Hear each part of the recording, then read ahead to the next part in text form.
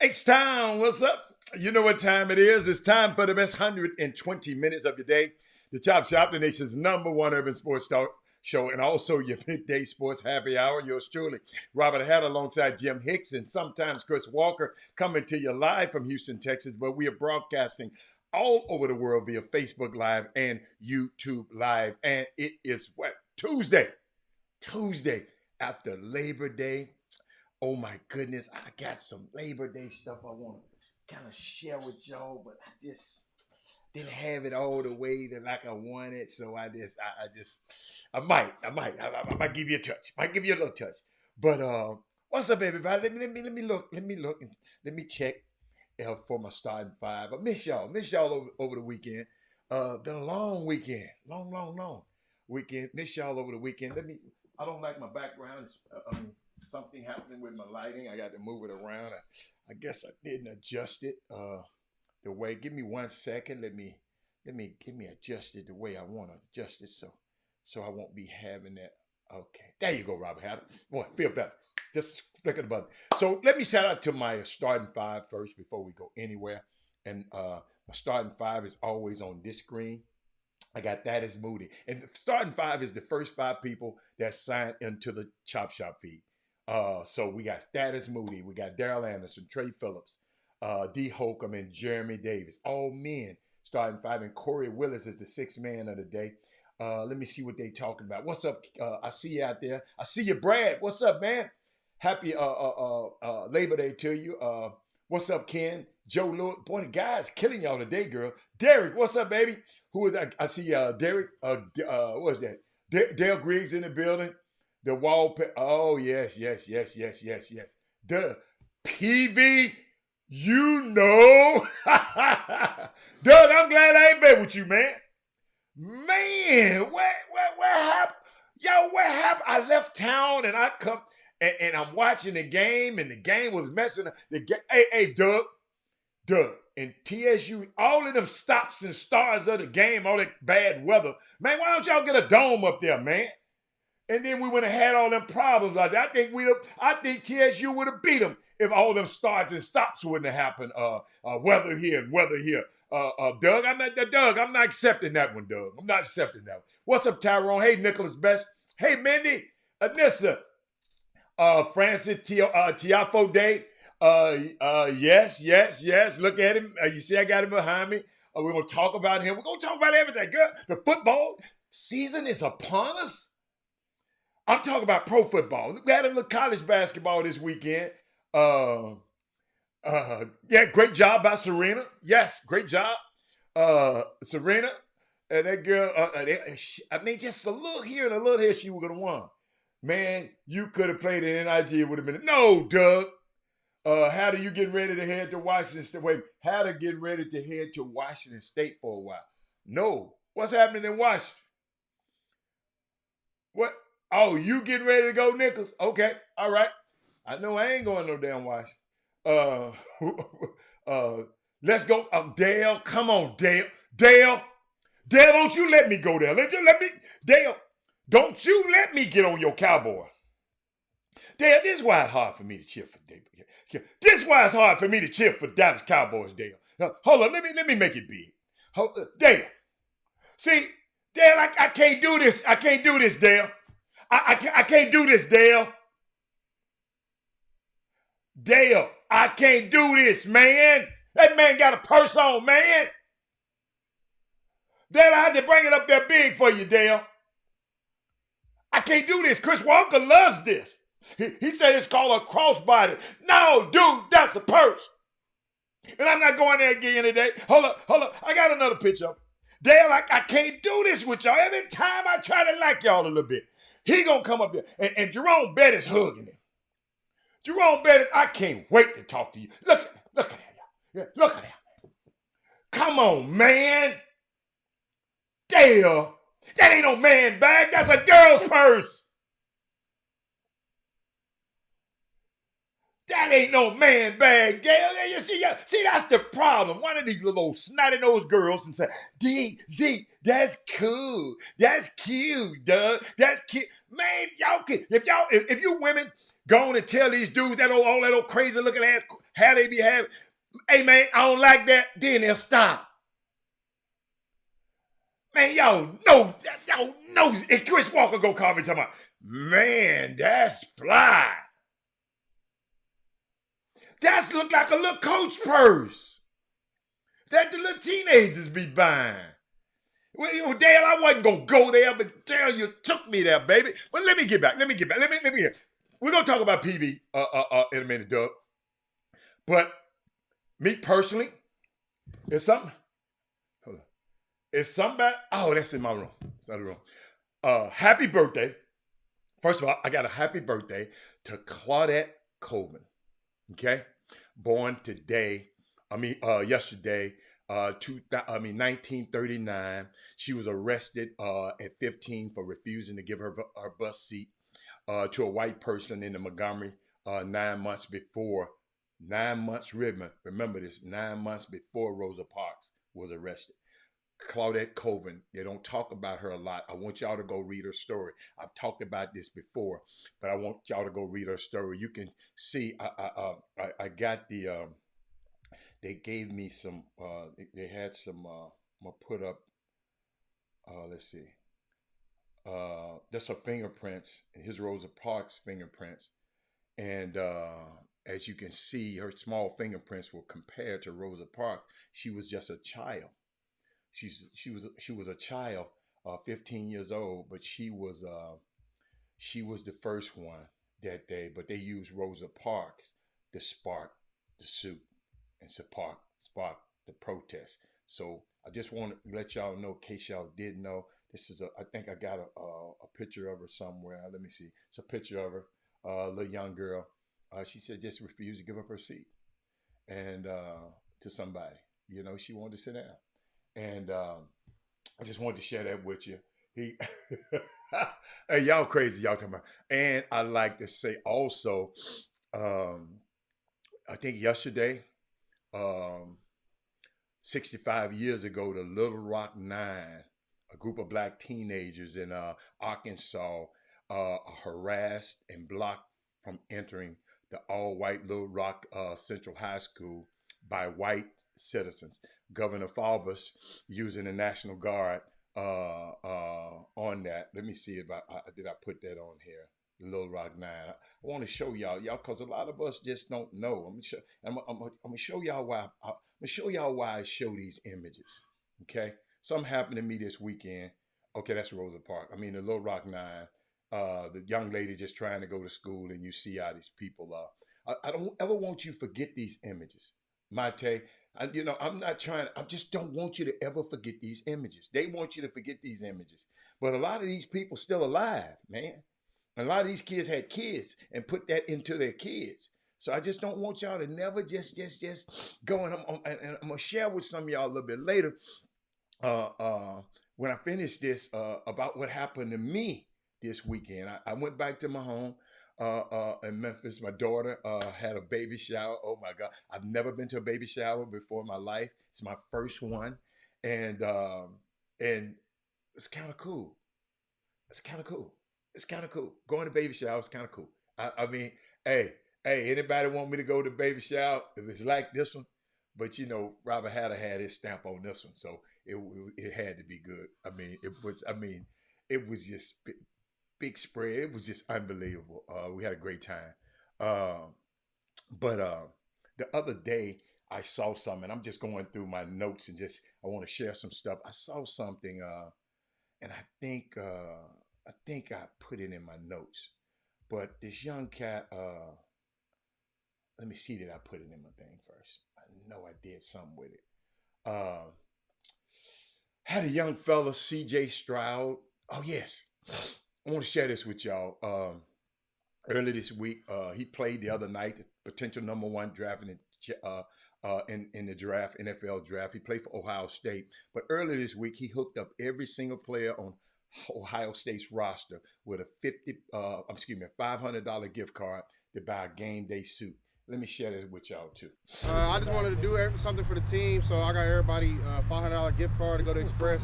Get y'all own suits, man. Make sure y'all really get some suits, man. Look fly, man. Make sure we all look at the team. So family on 3, 1, 2, 3. You see what I'm saying? This is what I love about the NIL. You know, he benefited from the NIL. He said, "Man, I'm buying all my dues. I'm gifting them a suit from me." And shout out to C.J. Stroud. Shout out to him, young man. Thank you for doing something because you didn't have to. Thank you for doing something like that. And I got another thing before we go. Yeah, Dale, great leadership. I got another thing. I don't want us to get out of our mind. Okay? I got to talk about it on this show. I'm keeping Jackson, Mississippi in my thoughts and prayers after reading and learning and becoming more educated about what's going on.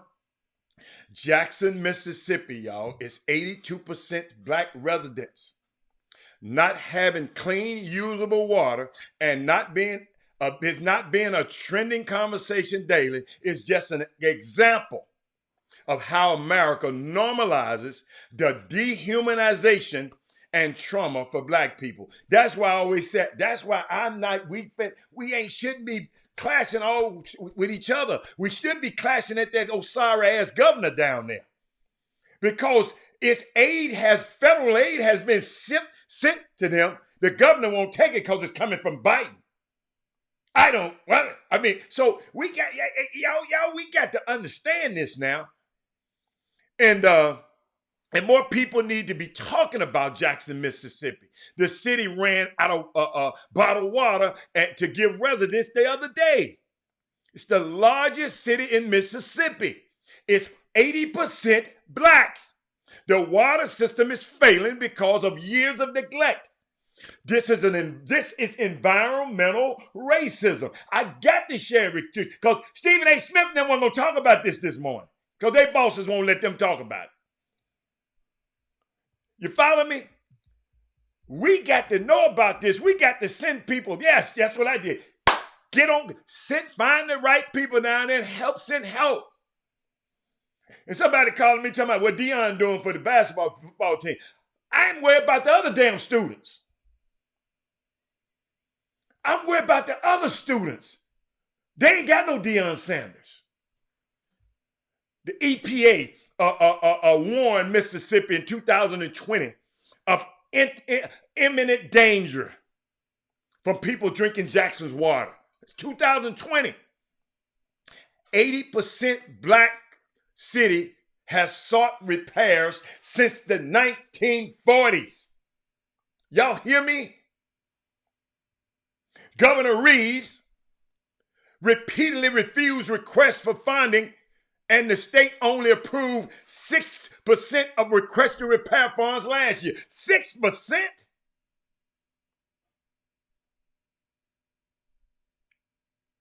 Y'all, we got to read up on that. We got to talk about that. Whew. Got that out. Y'all know. No, I can't be doing it. Y'all know. You know how I love my people. Then I went over. Yes. Yes, Monte. I know y'all didn't know about it. That's why we're doing it. Thank you, Jeffrey. Environmental racism. Yes. Same thing in Flint, Michigan. Yes, I heard about that nonsense about PayPal. But guess what? I know. We know how Katie is. What we gonna do about Katie's ass? What we gonna do about them riding ass people out there in Katy? Let's come up with something we can do. Heckling that damn girl at the volleyball game with monkey sounds. See, they followed that dumbass. We let them get away with that mess out there in Provo, Utah. So, of course, these ignorant ass people gonna come down here and do the same thing. Monkey see, monkey do. Yes, I said it.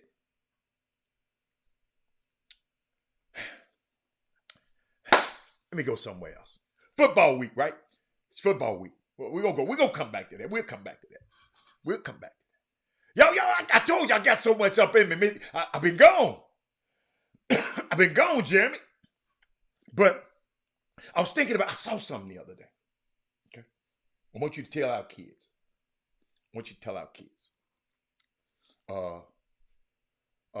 What's his name? Lawrence Taylor was in an interview. Okay. And he said he was giving advice to young players on how to maximize their time in the game. If y'all know, it was cut week last week. Okay, in NFL. One of the most excruciating weeks that you could have as a player if you don't know whether or not you're gonna make the team. And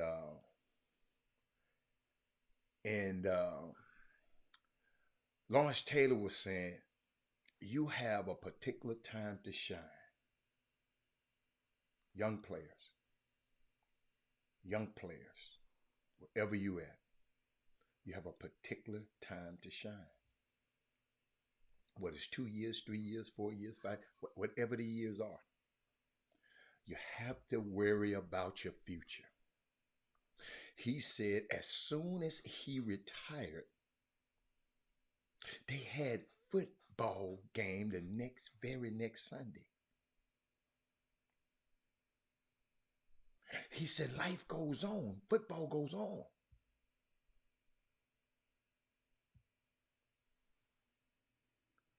They had a football game the very next Sunday. Kevin Durant, Kyrie Irving, when you are gone, they're going to still play basketball. Ben Simmons, when you're gone,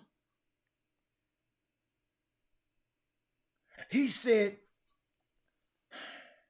he thought that after he retired that they would shut the whole team down. That's how he was thinking. He thought that after he retired, everything would be gone. It don't work that way. It's reality. High school basketball, young men, enjoy this year. Especially you seniors. Because when it's gone, it's gone. Mamas, daddies, put them in positions to enjoy this. They still got to work hard if they're trying to go Division I or Division II, Division I. But we have to share the show, everybody. I'm sorry. I didn't even tell everybody to share the show. I'm sorry. I told you I'm just so excited about this show today. I didn't even share it on my YouTube. Let me do it right now. I go to YouTube. I go to share. I hit the button and push post. I did that once. Now I'm gonna do it again, and I'm gonna do it on Twitter. Yes, I'm doing it in real time. Y'all, this stuff is gone. All my former basketball. Ivan Pettit Jr., you played in high school. I don't know if you played in college or not. But once it was gone, it was gone.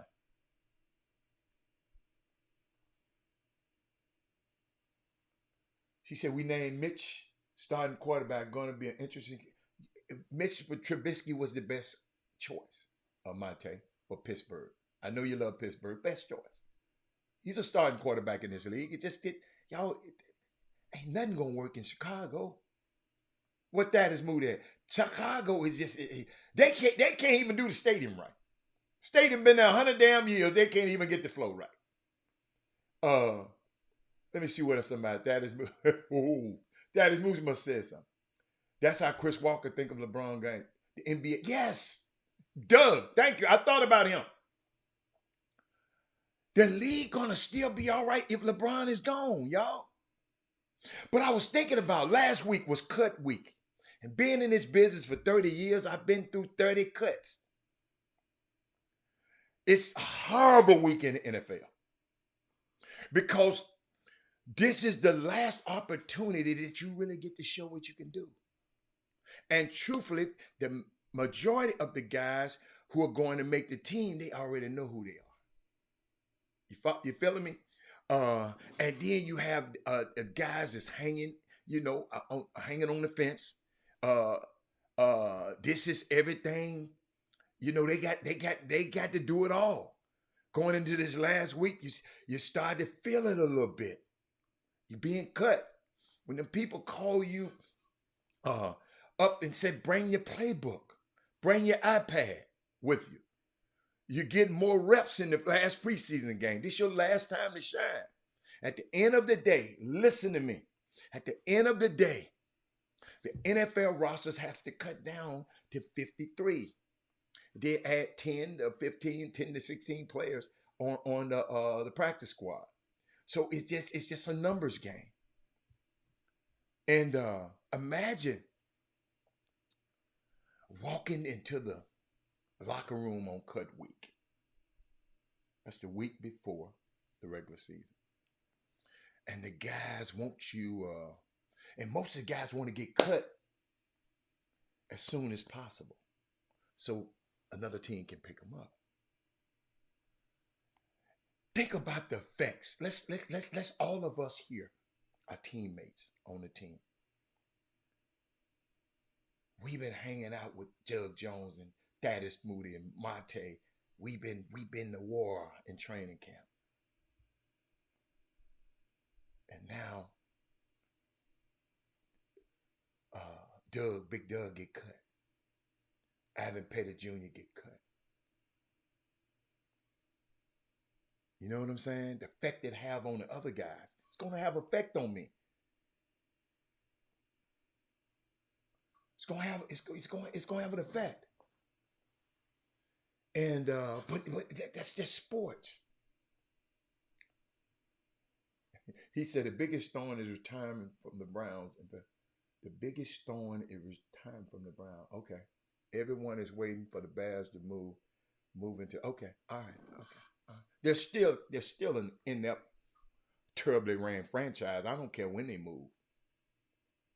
They're terrible. Mitch Trubisky, if he could have went somewhere else, maybe he would have been better. I know about the management up there. I know about all of y'all can say this, but boy, yes. Now, let me tell y'all something, man. Listen to me, some of these 32 teams, a lot of them are not ran well. A lot of them. But let me look at a couple of your texts up because I want to show y'all some. I got a text, okay? I saw a tweet, and I want y'all to walk me through this one.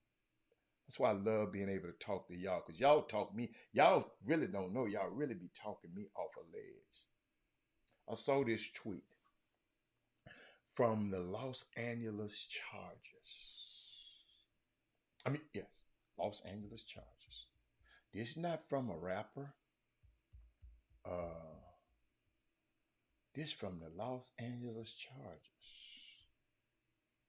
Y'all hear me?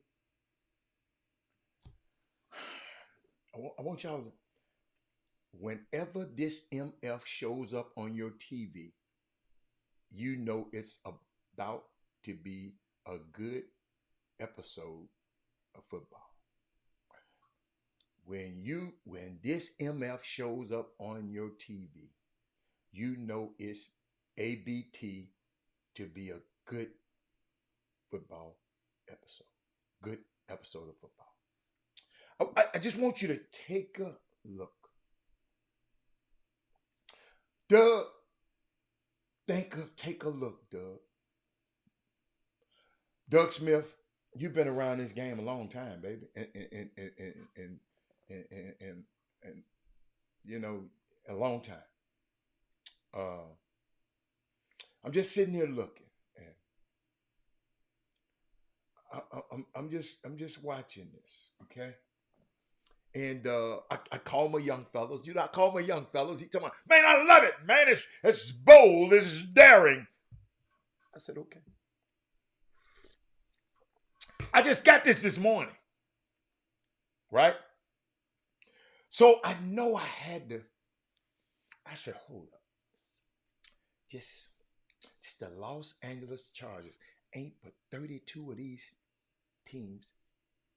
This team is worth about probably $4 or $5 billion since the Broncos just sold for $4.6 billion. It's around in that area. Okay, it's in Los Angeles, maybe more. This what comes out on their social media page. Okay.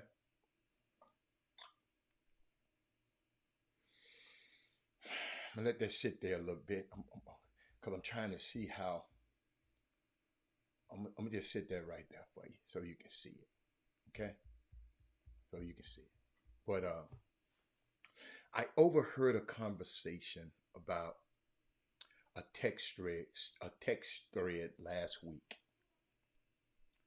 with intergenerational civil rights leaders.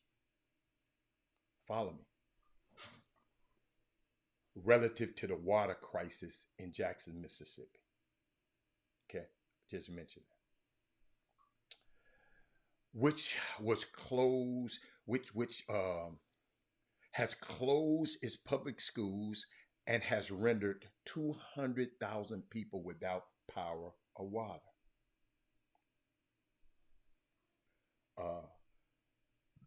Herb, they're talking about the quarterback. That's the quarterback. Herbert. He is a bad MF now. The dude he talking about is at the bottom of the screen. I couldn't put him on the screen. But Justin Herbert, great quarterback, Herb. He went to Oregon. But watch this, Herb. Y'all follow me. Remember, I said I overheard a conversation about a text thread last week with intergenerational civil rights leaders. So civil rights leaders from all different generations. Young ones, old ones, all kinds, right? Which was, remember, they was talking about the water crisis. As they were strategizing, one of the millennials typed in, "This is an interesting POV, BRB." Gary Carter. Immediately, it sent a furor from the older generation who were demanding a translation. Because they didn't understand what point of view and be right back represented.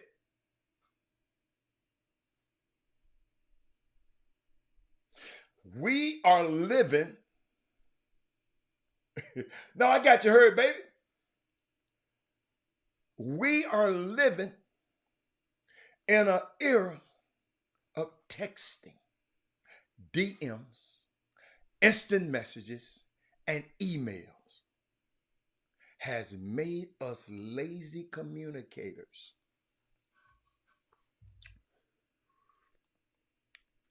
I had to get my tea up in me. With impotent interpersonal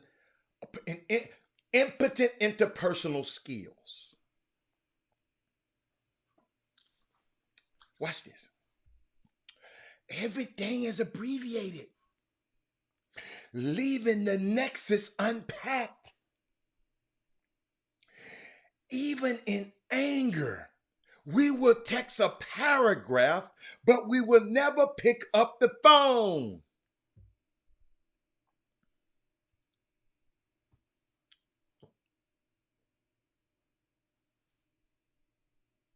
The biggest lie told in post-pandemic dating, and you're telling people how you and somebody else talks. Y'all don't talk. Y'all text. You go on dates. You go on family outings. Departmental meetings where everybody is on their phones. Looking at social media. Taking selfies. Googling. Shopping. Or just texting. Because Texas has withered our attention span.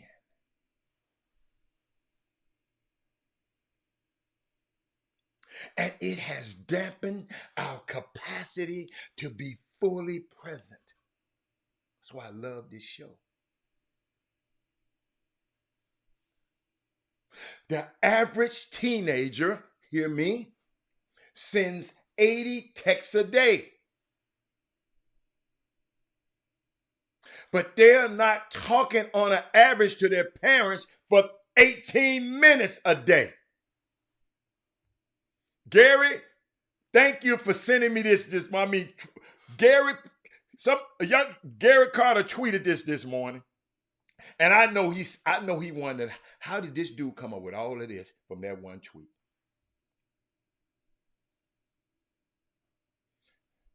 Here I come. I said an average. Y'all got to realize, y'all didn't hear me say it. I said an average. That means some of them don't tweet as much, and then some tweet more. Text. I said average. But watch this. But they are not talking an average to the parents. I said 18 minutes a day. Y'all let me go. What is Dr. Newsom here? John 4:20 asserts that, for we cannot love God who we have not seen, and we don't love those who we have seen. I want to inverse that notion. How are you going to talk to God who you haven't seen, and you don't know how to have a conversation with the people you see every day?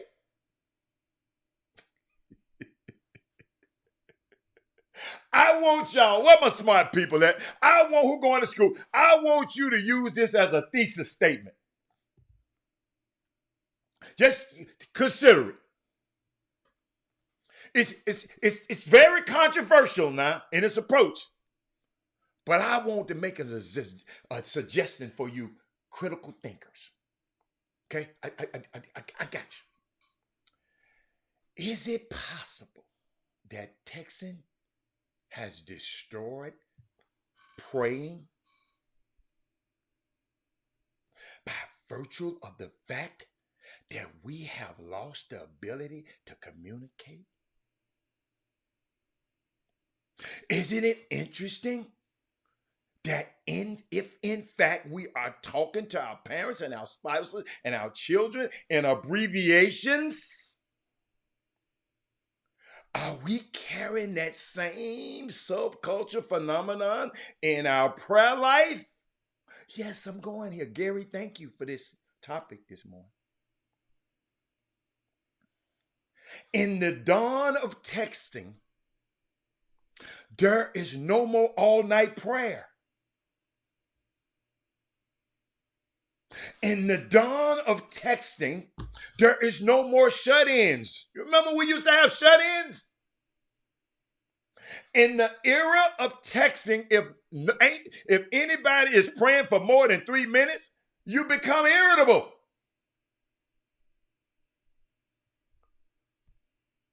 How are you talking to me while texting somebody else?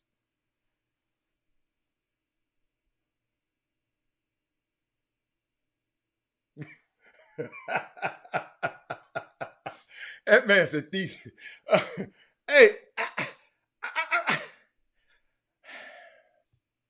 I have a book for you to consider. Okay? The book is entitled The Art of Conversation. Okay? The author name is Judy Apps. Like the app, APPS. Check this out. That is Moody. The reader receives some paintbrushes that are a stroke of genius in order to color your confidence and to shellac over your shyness. The Art of Conversation. The author's name is Judy Apps. I don't want you. She suggests humbly that a tactic recommended in conversation is number one, you have to admit what you don't understand.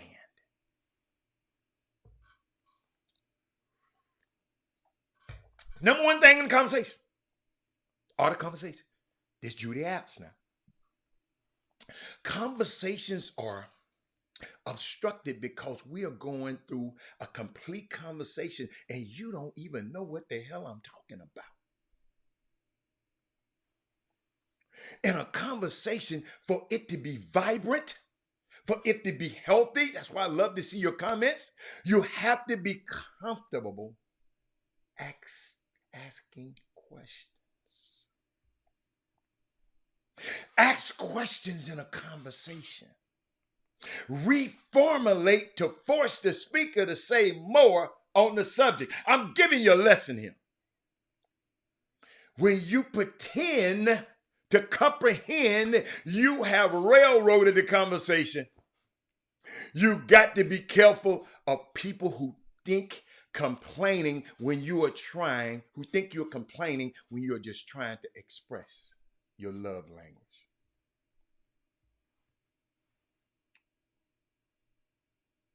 We've seen a dilution of respectability.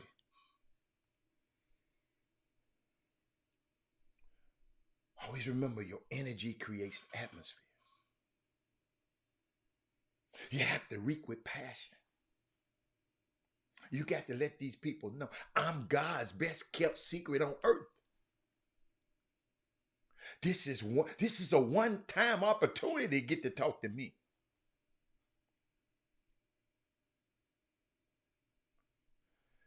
We got to get better. When I saw this, and I thought about this, I said, this is an NFL football team. And somebody allowed them, let me make this bigger, to tweet this. And it's completely normal. That's how we communicate now. Just got to communicate better. Take a quick break. Chop shop. Got some. I got something else for y'all. As soon as I find the commercial. Where is it? I can't find it. I'm looking for it. Chop shop. We'll be back in a minute.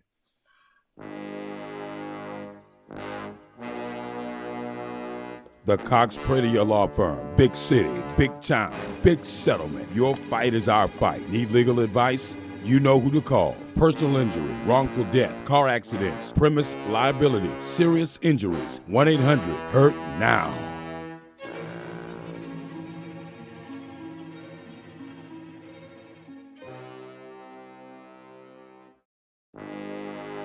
Welcome back to the best 120 minutes of your day.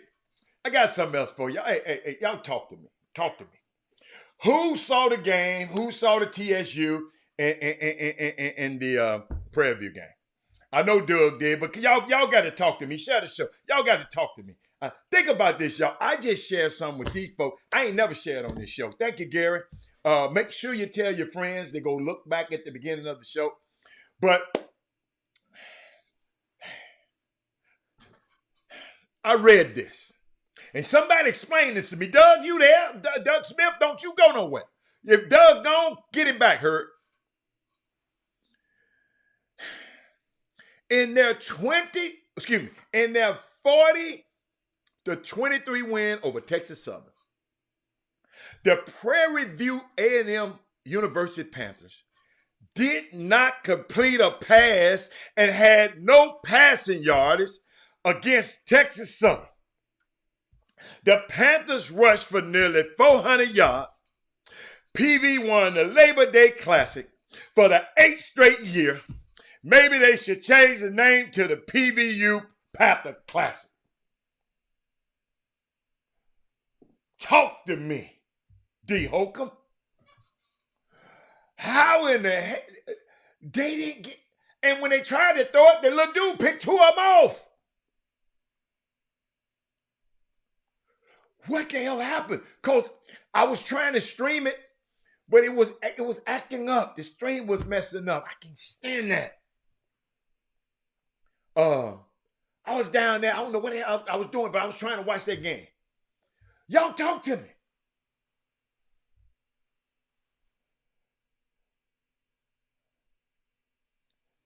Did y'all hear what I said? So why did we, if they ain't passing, why we got everybody back there trying to stop the pass? Oh, because they're in their path. Man, I saw them, the starting quarterback. This is what I saw. The starting quarterback for PV got hurt. They put the next dude in, and he down there ran a touchdown. Oh, you was at A. Oh, yeah, you was just at B. Wait a minute, Doug, what you mean? You here, but I was at the A&M. So Doug, tell me what you're saying. The HBCU coaches didn't return your call or text so you can go to the game or after the game?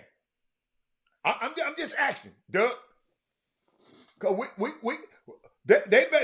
we got to make sure they answer your damn phone call. Evidently, they just don't know, Doug. They didn't get the memo. Explain to me what you mean by that, Doug, so I can make sure it happens. But y'all talk to me, man. Wait a minute. See, when I get to talking about Deion and them, y'all gonna get mad. And Chris Walker gonna call it a man crush. They never do to even get, wow. This guy here, Doug Smith, is one of the most wired up men in our community. And you mean the HBCUs don't call him? But what's the guy's name up there? Jimbo Fisher said, "Man, come over here, I got you." That's the damn foolishness we got to stop. So when I get to brag, talking about I'm gonna talk about Jackson State in a minute. But I don't never want y'all. You always talk about Deion. You always talk about Deion, Chris. You always talk about. But I'm trying to talk about TSU, and can't nobody explain to me.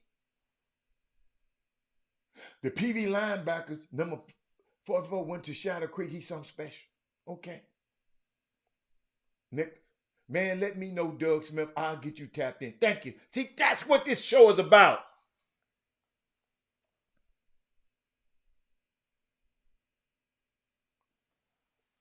PV offensive line dominated the game.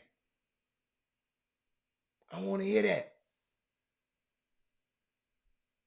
You got to make adjustments, man. Put 11 in the damn box then. Bubba is one of my best friends in the world. Before he got the job, we spoke and said, oh, ooh, okay. Hey, I got that one for you, Doug. Don't even worry about it. I got Bubba.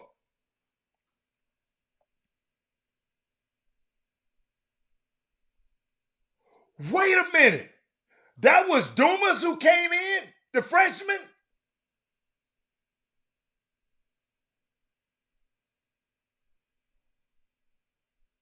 Let me tell y'all something, man. Let me tell y'all something.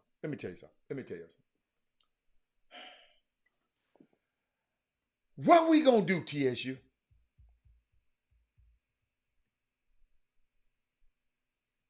What we gonna do?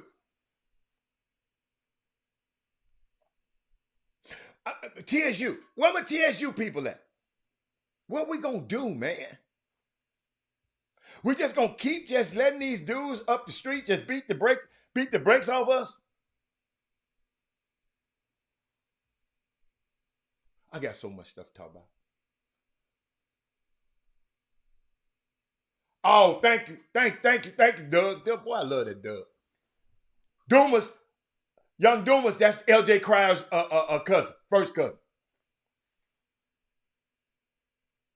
TSU is little. Coach, we know we been little. Why ain't we been feeding the big dudes? I got this from, well, y'all tell Chris Walker. I got this from, Deion Sanders told me, and Doug, you might can help me. He said the biggest difference in those high major conference, what y'all call them, the Power Fives, it's the guys up front. Why can't we get some big dudes and feed them and weight train them? I mean, somebody got to help me, man. How in the hell you still little up front? You've had years to develop to make these guys big. PV wasn't even on the campus this summer. TSU was on the campus this summer.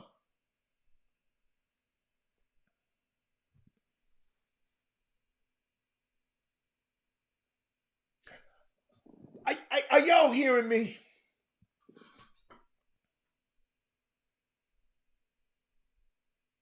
I had to go here first, but I'm finna go back. I'm finna go back to a champion because this is depressing me. I'm gonna go back to Tiafo.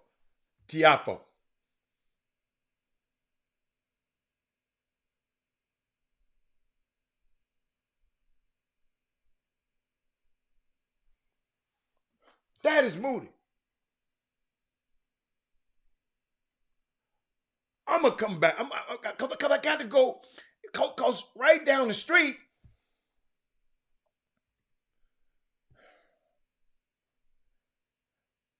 these kids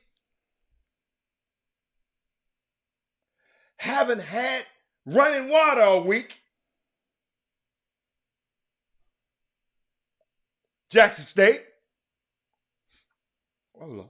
Let me get my notes on. They had running water all week. They go down to Miami and whoop somebody like they stole something.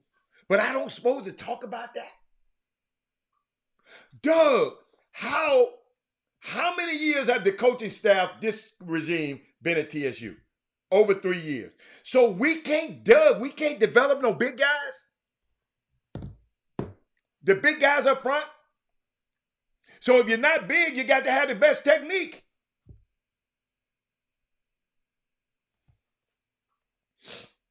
You got to have linebackers to back up them guys then. That can tackle. I just saw dudes just run. My old ass could have ran through one of them touchdowns.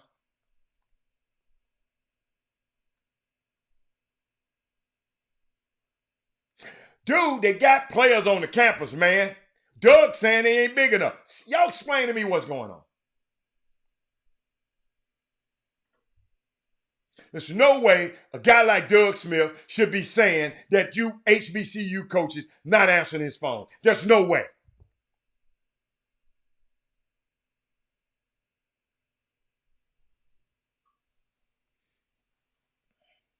No, Doug, you can't. Doug, we got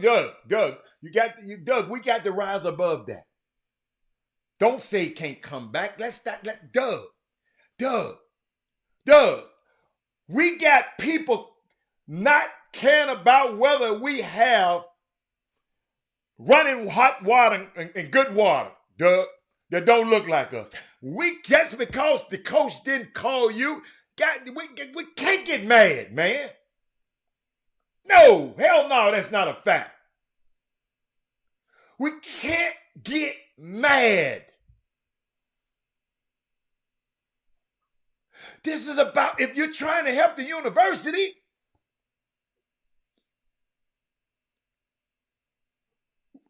we just got to make sure if there is a coaching change, the new coach come in and you can't, we give each other a life sentence. If one of them white coaches call y'all ass, y'all keep calling. Don't call you back.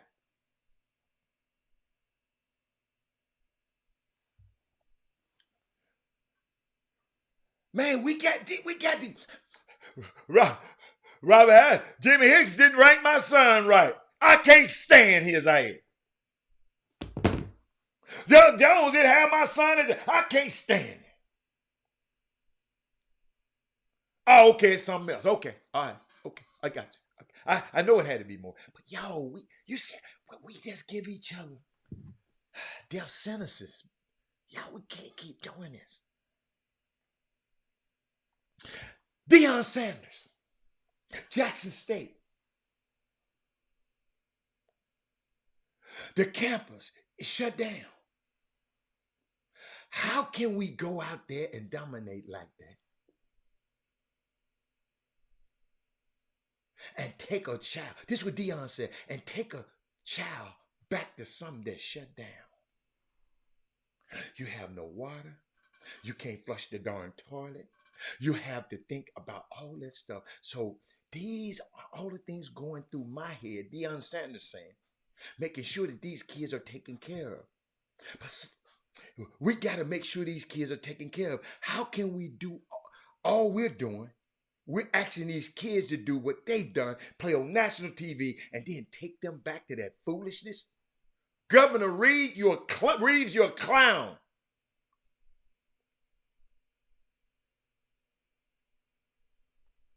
I had to go to war about you to parents before, so yes. People just get mad. All I tell you about your kid, don't complain, compete.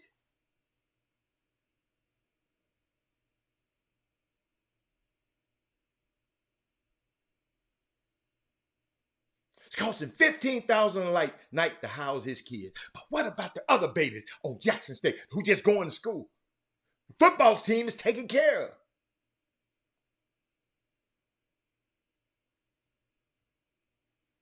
Man, this stuff is unbelievable, man. But Deion and them go put a 50-piece on Florida A&M, and they got their own problem down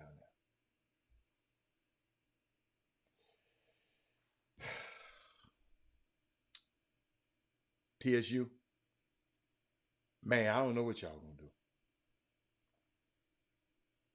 I know the season opener schedule. Jimmy gonna come on and talk about that in a minute.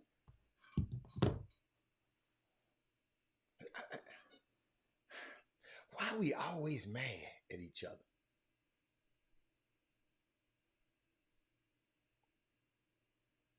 Man, I had the greatest time, man. Oh my God, I had the greatest time in Memphis this weekend. Just around the people that I love and that love me. Boy, it's liberating. That's why I don't go everywhere. Yeah, Deion also lost his mother. That's why I don't go everywhere.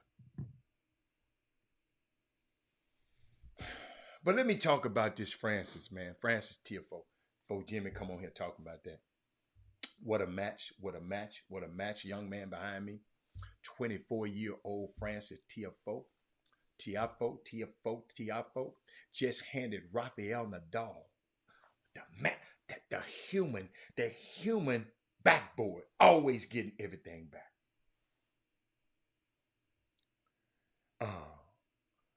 If you don't know nothing about tennis, Rafael Nadal is that dude. Thank you, Doug. We always mad all damn time. I'm gonna come back to Tiafoe. I was at the Bruck on the Wood. Some of the people just over there mad. I mean, we got some parents getting their ass up out their seats to come over here and tell the man what the score is in a pickup damn game with their crazy asses. Y'all hear me? We was at the Ruck on the Wood. Two parents get their ass up out their seats on the sideline and come all the way to the middle to tell the referee, oh, that score is wrong.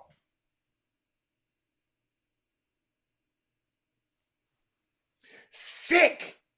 But let me get back to a champion, because these folks, people who think like that, it's going to be hard for them to be champions. Because you got to be a champion in life, too.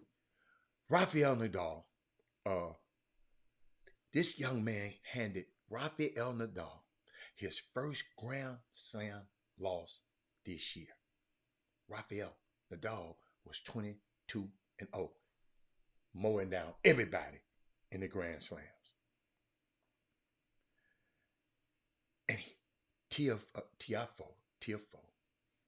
is the last remaining American male at the U.S. Open. He is averaging 130 miles an hour on his first serve. 3.5 hours into the match. Did y'all hear what I just said? 3.5 hours into the match. His serve was 130 miles an hour. That's a blur ball. I'm coming at you like this. Unreal performance. Young man, Frances Tiafoe, is the son of 2 immigrants from Sierra Leone. His father, Constant, was a construction worker who helped build a tennis center in Maryland and was later hired to be the custodian of that tennis center. His sons lived in a small office there with him and picked up tennis. What a story. What a story. His story needs to be told over and over and over again. Humble beginnings. The poor kid. This is a country club sport. Son of a tennis center janitor. Didn't have his own racket nor tennis shoes. His mechanics are unconventional because he changed grips based on the racket that somebody gave him or he had.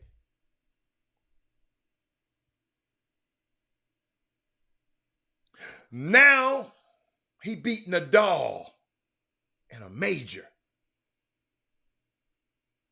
Can I give y'all the list of men who beat Rafael Nadal in a Grand Slam this day? Can I give you the list? Frances Tiafoe. The list ends. Wow. Frances Tiafoe started playing tennis at the age of 4. His father, custodian, y'all, helped build the Junior Champion Center in Maryland. DMV stand up. Living in a 10 by 14 room on the site. Tiafoe and his twin brother spent most nights with him for 11 years. Frances on ESPN said, remembering how his dad told him and his twin brother when they were younger, he said it would be awesome if you could do this tennis thing and get a college scholarship.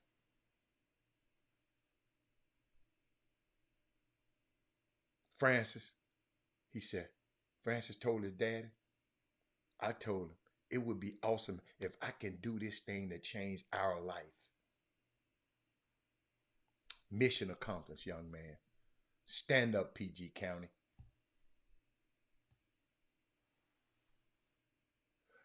See, to understand this, y'all got to go and look who Rafael Nadal is. The baddest thing on the planet this side of Djokovic. Djokovic, the other bad dude, but he couldn't come because he won't get vaccinated. He Kyrian.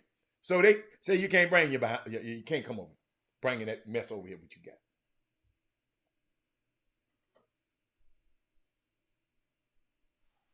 got. Thank you. You never know.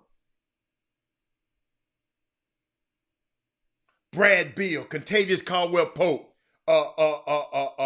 Alex McLean, basketball players in attendance to support him. One of his favorite players is Bradley Beal. from what? The DMV area. Because Brad plays football for the Washington Wizards.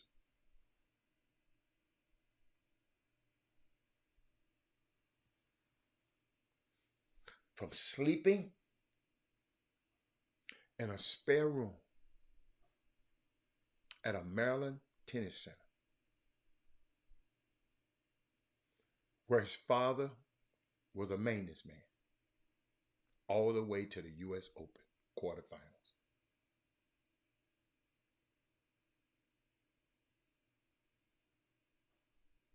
Unbelievable. He trusts. Boy, it's wow. And he also said, I want young kids to play tennis because of me. I want to really change people's lives with what I do for a living. Said this in 2019. Welcome, Jimmy. What's up, baby? What's up? What's up? What's up? What's up? What's up, man? I was just talking about my man Francis. You don't even have to go there. I didn't give him his tribute, but yeah, man, you've been I didn't even expect for Jimmy. I ain't gonna lie. I didn't expect for you to be here this weekend because they've been sending me reports on your ass all weekend. It's been Jimmy sightings.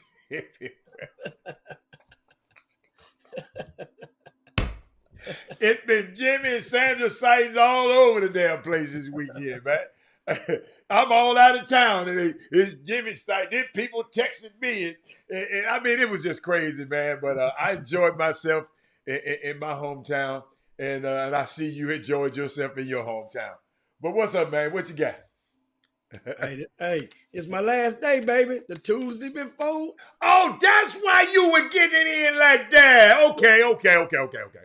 I ain't done. I got one more. I got a few hours left. I'm hydrating right now. My last day. Man, that dude said I ain't done. Boy, that was funny, man. But your boy, it was funny, man. I'm just glad you got home safe. It's all good. Always. I'll leave a car in a heartbeat. Yeah. You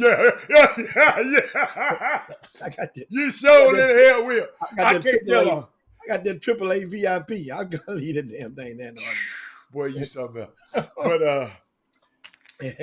I see why they used to like me to drive. Now I know people used to always say, "Man, come get me." Now I see why I've been a designated driver for years, y'all. They've been using me all this damn time with this thing. I thought they just want me to hang out with them. No, they know I ain't gonna drink nothing, so they good. Oh yeah. That ain't right, man. That ain't right.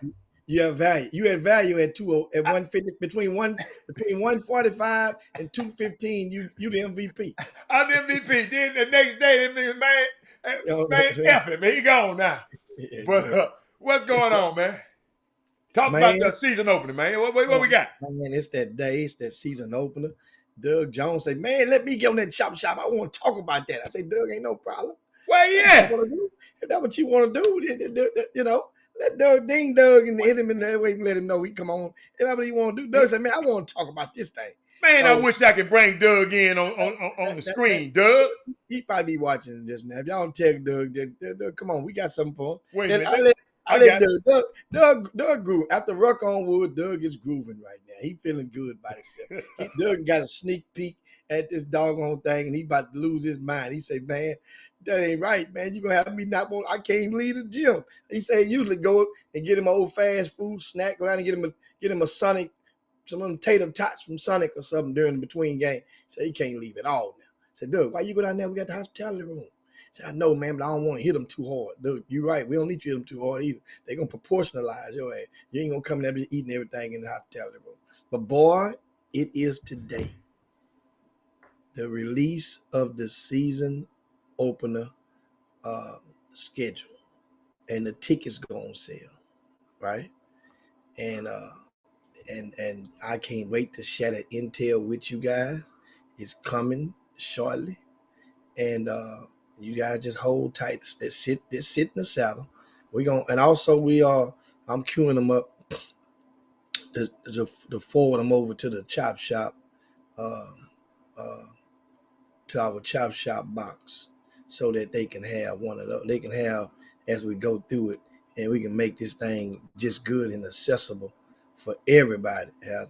And I got a lot of your favorite teams, and what I did was on purpose. I got two questions. I got to see Klein Collins, and I got to see Michael Collins. I got to see Klein Collins and Michael Collins. I got to see Money Mike and Quentin Stewart. God, please, Jimmy, please. If I did whatever I had to do, Jimmy, I give you my right pocket to see this. I got to see Quentin, and I got to see Money Mike. So I just had to throw my beard in there. I'm sorry, because I ain't talked to you before this. But yeah, I just throw my beard in. My bad. Sorry about that, y'all. Well, guess what? Sometimes, you might get just what you asked for. Maybe speak up on that. You speaking up on that now. I think, I saw some kinfolk and one of them kids. I know you did. I saw one of the kinfolk out there. I say, boy, God dog, man, y'all got to invite me and Helen to the family reunion then. That many kinfolk know me when we out there in the dock. It's true. Man, I'm telling you, man. Yeah. But that's good, man. Jimmy, if you and Doug don't have this event, you, Doug, Jeffrey Day, and all you guys that put their sand in the, if y'all don't have this event, I probably would never know who this kid was until later. And I'm glad I got a chance to see a lot of these kids early. By me, I'm glad you switched the dates, Jimmy, because I'm glad you switched the dates so I can able to come back and see the youngsters. But I just wanted to share that with y'all. Thank y'all. Doug said, give him 10 minutes. Give him 10 minutes. He'll be in. We queuing up for Doug. Doug got to shave. Doug got to put that stuff in the little. No, he ain't coming on, Jimmy. He ain't coming. He gonna call in. Okay, he gonna call in. He gonna call in. We got it queued up on. Meanwhile, of course, give a shout out to Rod Wells, who's traveled all the way to California, and in his quest to actually visit every Major League Baseball team stadium in the country. And also he's going to go to Canada and visit Toronto. So that's kind of like a cue. I mean, I thought about it. I said, you know what? That ain't 28 stadiums, and you can kill. He gets to kill 3 of them here. Well, 4 in California. 4? No, I'm talking about shit, but he can kill 3 here in Texas. Which 3 is that? Ain't Dallas got 2 teams? No. Oh, they got but 1. Okay, 2 in Texas then. Damn. I thought they don't need that one. Yeah, the Rangers ain't won nothing since Pudge Rodriguez was there. They just and stole the Dodgers. Well, he need to skip over. He need to skip over this illegitimate ass team in Houston. Mindy Collins. Huh? But he's in California. He and one of his buddies, and it's like a road trip. Two fellas, they go get to hang out. They go to LA to watch the Dodgers the other day. Then they went down to San Diego yesterday, and that was a horrible game. San Diego didn't even score a run against the Arizona Diamondbacks. And I think now they go over to Oakland and check out the Oakland A's to round out their how you be handling San Diego. That's a beautiful stadium, though, Jim. Oh, man, I've never been in this new one in San Diego. Beautiful. I went to the old one. But the new one, I haven't been to that one. But once again, they didn't score not a run yesterday. Got shut out. Jimmy, that's possible. The team that played the Astros didn't score a run the other day. Yeah, but San Diego needs to win. Oh, that's right. Right now. Right. Astros don't need to win right now. They're in cruise mode. The Astros need to win one out of every 3 to basically just guarantee them in the postseason. Or 1 out of every 2 pretty much to coast on in. It's about 30 games left in the regular season of Major League Baseball. And but yeah, guys, if you're there right now, I want to ask you to share the show right now to your timelines, share the show to your groups, and we're about to release the schedule shortly for the season opener. And I really need your thoughts when we're doing this for us, your thoughts. Like, what do you think? Some of these games, because what I did is on purpose. I tried to get a lot of the local teams, and I tried to steer away. What you Well, a mean? lot of the area teams, you want to get them because it's the first game of the public high school season. Okay. And what I try to do, and I went out of my way, I try to steer away from bringing wolves into the hen house. I want you to listen to me on this. Meaning that there's uh, an abnormal amount of young people who've been lured away from our local high schools to prep schools. Mm-hmm. And a lot of times how that happens is, and you do by default, the biggest, the most economical way for those schools, those personnel to get access to the parents, to the families, to the kids is when they come play in your city against another team. It works the same way with recruiting with college sports. When some schools want to go and play against certain teams and certain, say for example, if a young man leaves and goes out of state, the goal, how it used to be, if he's good enough, and if that parent, and you parents can listen, take notes, if your kid is recruited good enough, and if you was to ask that head coach, look him in his eyes and say, listen, can y'all get a game, at least one game, in Houston against one of the colleges while my son is there? So that his grandmama, granddaddy, so that they can go and see him and relatives and go and see him play once. If that kid is a good enough recruit, well, they would do it. Even if you're a regular recruit, the coach will say, yeah, we look into that. Remember the key words. If he's good enough, he'll say, oh, absolutely, we will do it. Now, other ones will say, we will try to do it. That means they just getting you out of their way. We'll try. Yeah, of course, we're looking at that. We want to do that. We want to come to Houston. But then so-and-so. So my point is, those schools, when they come and play, they're showcasing that player that they recruited from that area. But if they can get a road win, it's good for recruiting as well. Because that means now, think about it. When that kid comes home, he gonna go by his old high school with his jogging suit on, showing his school digs. Everybody's gonna clap for him. Everybody's gonna root for him. They're gonna know he's there. The school is gonna come out, some of those students, and support him because they were there rooting for him at that high school just 1, maybe 2 seasons ago. And guess what? They're gonna be in abundance at the college game. It happens all the time in different cities, but most people don't do it if you don't ask. They only got so many games to schedule. But if you can ask them and get that out the way, that is food for thought for a lot of you parents out there. See, I'm telling you, it's simple. It really is. Now, at the same time, who's going to do the schedule of the game? Everybody ain't going to play everybody. Don't want everybody coming to their turf and giving you an advantage to recruit their players. Everybody ain't going to do it. Because then they want you to come back and play them on their home turf. So it's called home and homes. But so now, for example, Arizona State is coming to Texas Southern this year. But it wasn't Texas Southern or Arizona State's doing, per se, in November. That's a deal that Charles McClellan, the commissioner of the SWAC, worked out with the commissioner of the Pac-12, and they're playing a series of home and home games with different schools in each conference. Last year was the first year.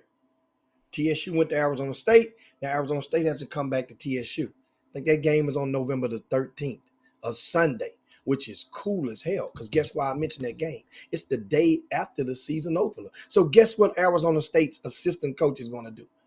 One of them is going to fly into Houston a day early. Why? So he can go by the season opener. So now he gets a free trip in town.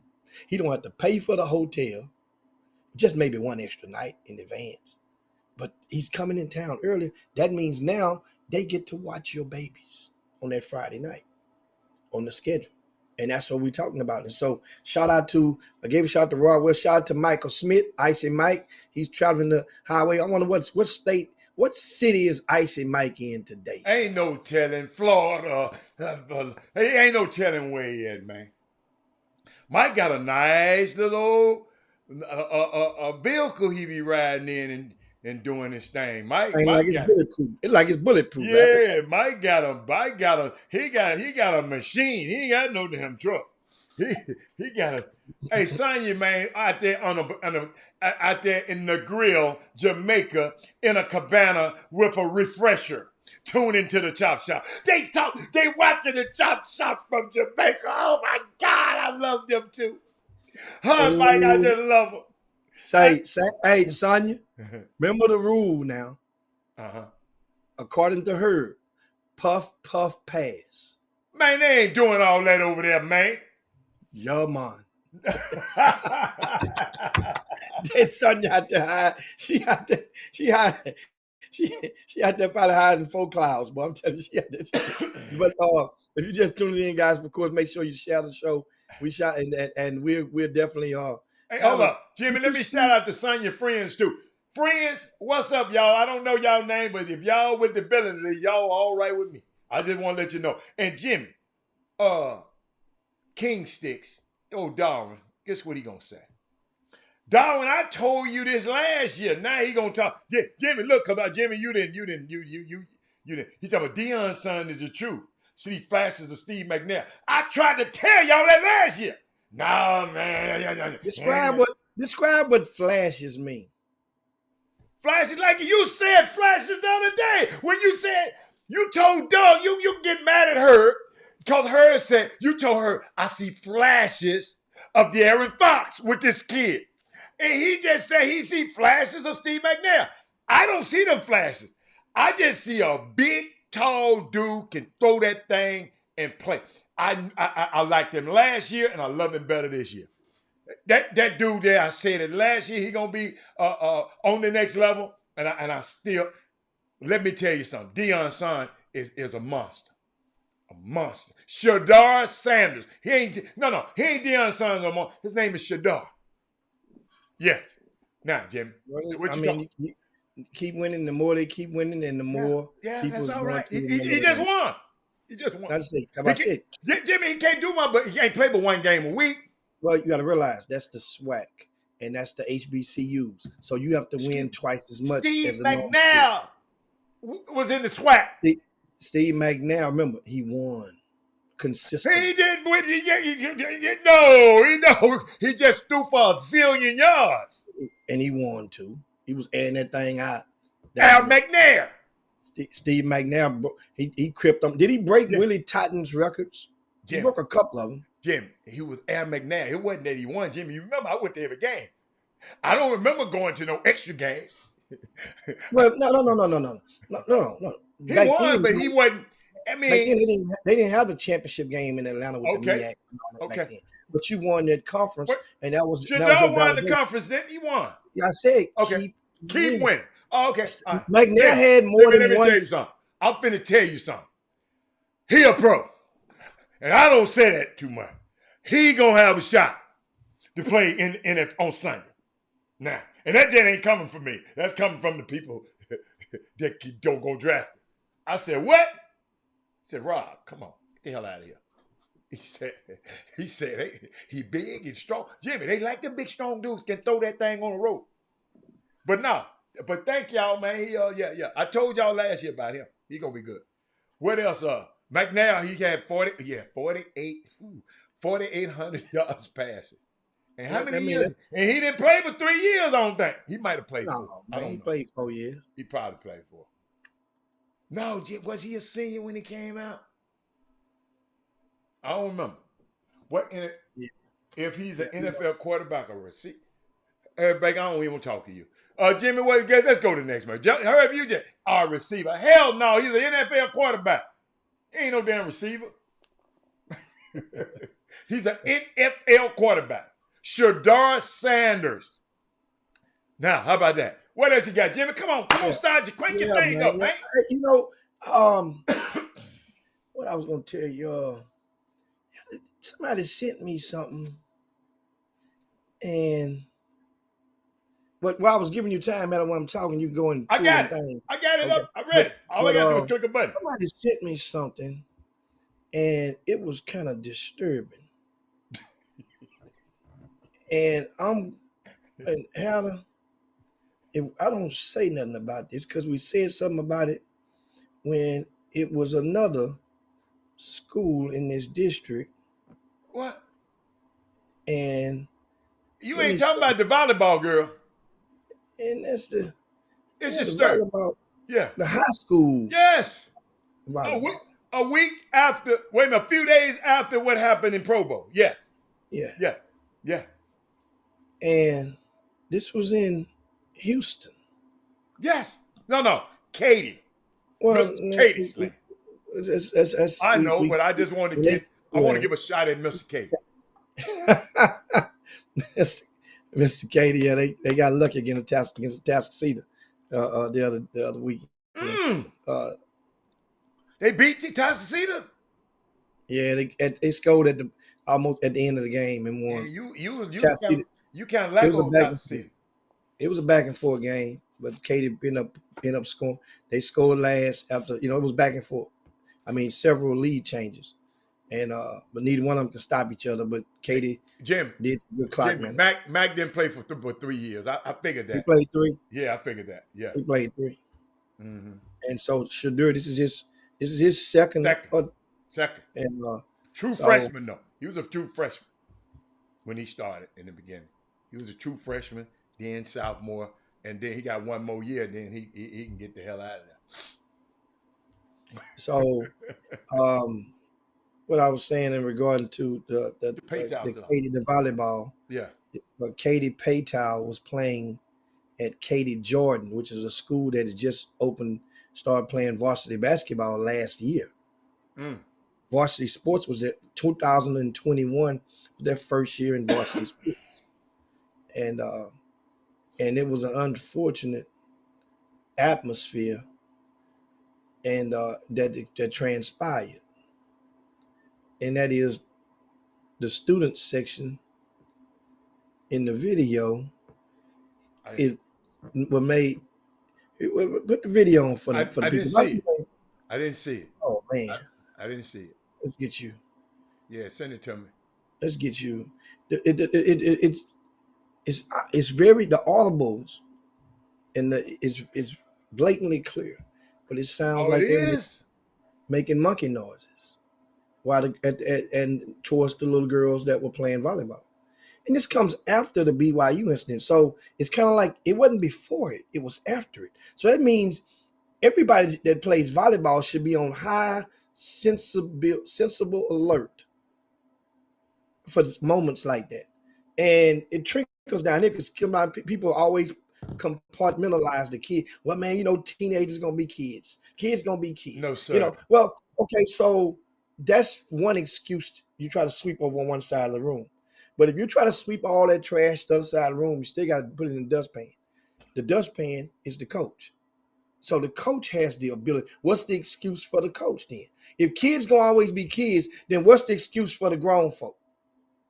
Well, the grown folk wasn't saying it, was it? No, I said the coach. The coach. Okay.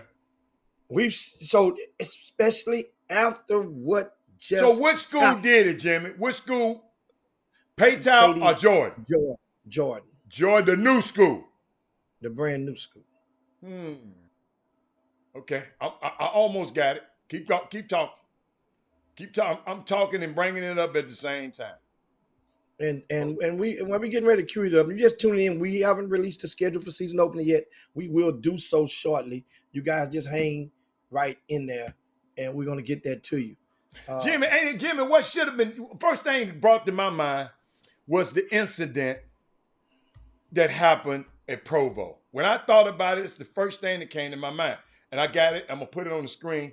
When I saw it, because I haven't seen the video, and this is my first time seeing it also, I'm going to bring it up on the screen right where it is. Here it is right here.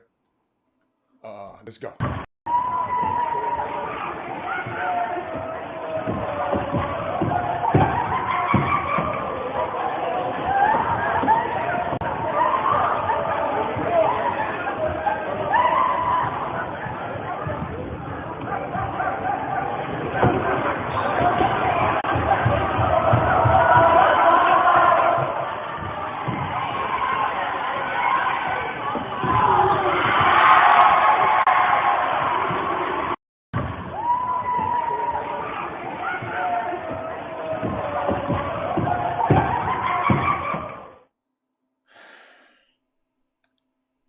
does that? Who does that?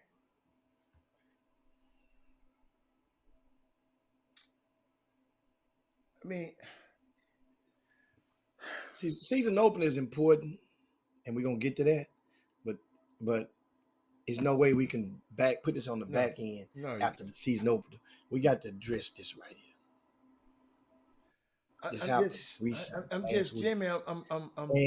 And you have people, and I read the Twitter exchange. The mom eloquently puts the post on Twitter. This the mom that had 4 or 5 parts to it. Had 4 or 5 parts to it. Yes. Okay. Yes. Yeah, I like her. The mom didn't go below the belt with it. She's obviously they're residents of that community. And the thing about living out in Katy, there have been incidents with racial undertones and overtones to them in each of the past several years. But they're known, and people that live out there, the code, they have like the police have a blue wall. Katy has been perceived to have them a wall. Whether you do or don't, I say the words perceived. See, Katy they the type how you got to really spew those words out, how they supposed to be spewed in sync or in code, good code, because they the type that'll take that one word and try to go and then send you to court, But I know how to play that game. And the thing is when the people on the timeline get on there to try to downplay it, instead of just first of all, and give me one thing they say. How did they try to downplay it? Help me. Give me one. They use those chants all the time. They use chants. Both teams were going back and forth with the chants. And then one lady come back and correct her. Okay, show us a video of you using that chant in some other game, other tennis, volleyball matches. We'll wait. Since you do it all the time, people tape all the games. Show us the game where you did these chants again before. Because that means now it's the perfect setup. If your ass do produce some tapes, what you're doing, making that monkey sound, and there's another black kid on there, and that's another game, and you do it again, then guess what? You further incriminating yourself that you're doing it at every black team, every team that has black players. And if I'm not mistaken, understand, Katy Jordan, once again, just recently opened their doors and just started playing varsity sports in 2021. Man, it's just this family. Think about see. Here's the thing. Think, man. If one of y'all can reach, and the parent, the mother, or I'd rather talk to the father, right?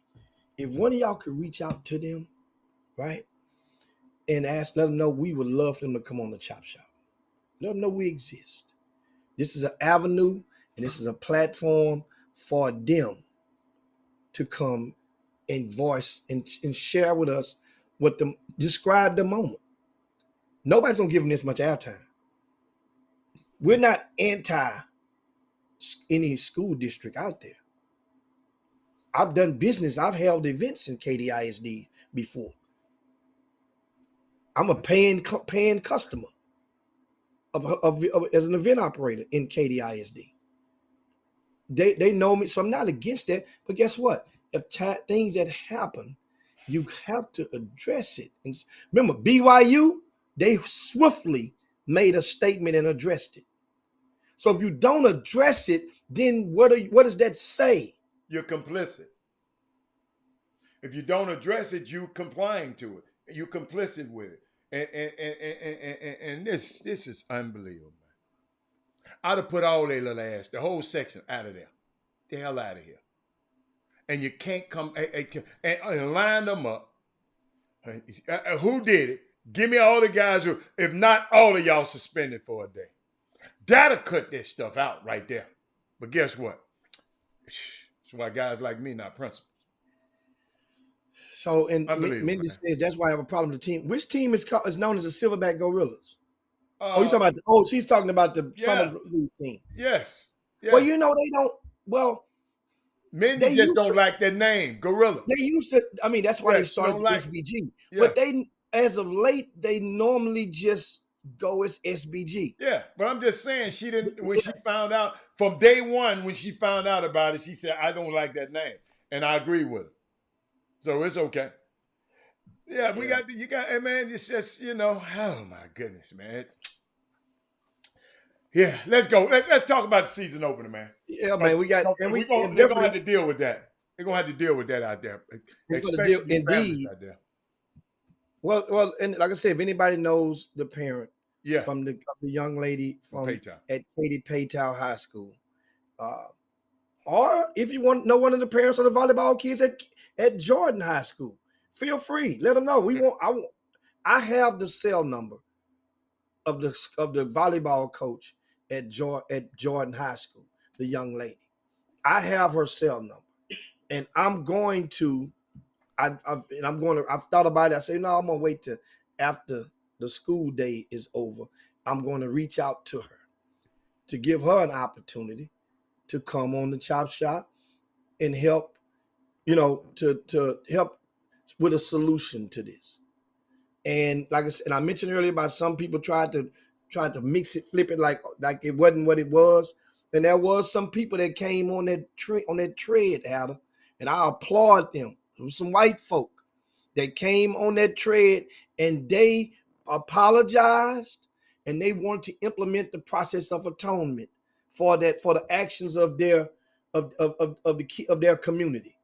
And And you it need was to like, address those people, man. When people of your same, if y'all know this stuff wrong, y'all got to figure out a way. I don't know how you're gonna do it, but you got to figure out a way to address the people, the parents. The parents, you know, if them kids talking like that, the parents talking like that. If the parents doing that, somebody done taught them to do that. That's how they learn. Somewhere these kids, so it's a unique situation. But the last comment the lady made, she said, please continue to lift our babies up. And any parent who have a daughter in HISD, our son to me, but in any sport, in Katy ISD, be on the lookout and record when your daughter play at Jordan High School. We will not let this be swept under the rug and normalize this as kids being good. I love you, lady, whoever wrote this. It's pure, unadulterated racism. She called it out immediately. She called it? Yes, she said she also to wake up and see that that the same black twin sisters also in Texas had an encounter being called the N-word while Severance sickens me. See, y'all understand that BYU and that Duke stuff? Them folks saw that instead of calling it out, because I don't like the way BYU and them did it. Older people can do it. And calling it out, they called it out the next day when they found out they couldn't be sued for it. They didn't call it out immediately, Jimmy. They called it out the next day when all of them gathered around and said, man, what can I do? What can I do? Okay, now we can say this. But man, when monkey see, monkey do. Them the clown ass kids that saw them fools out there do it. So they said, girl, let's do it. Let's get it done this week. Come on, man. Protect our kids at all costs. But Jimmy, what else you got? And shout out to Don Staley. Shout out to Don Staley. Don canceled the games against them, the basketball games. Absolutely. So I'm not playing. Not just for this year. Ever. Why she there? Well. It was a home and home. Yes. I ain't coming in and empower your community with our economics or no. We're not going to play. And that was swiftly done. So amazing. Now, with that being said, I don't know if volleyball, are they in district play now or non-district play? Does any school that's playing against them, do they take a similar stance? Everybody don't have the same convictions as Don Staley. Do any school district, athletic director, if they're playing, at this level, yes. Dude, Jimmy, they got to address that one, man. Them parents, I know them parents are inundating with email. They get tired of me emailing. Come on, y'all. Hey, that's how you doing. Okay? But then it starts at home. You're right. Little babies, all them girls doing is just going trying to play a sport that they love. And they got to be hassled and called out their name. Man, get the hell out of here with that. But Jimmy, think about it. These kids already dealing with so much other stuff. And they got to deal with this.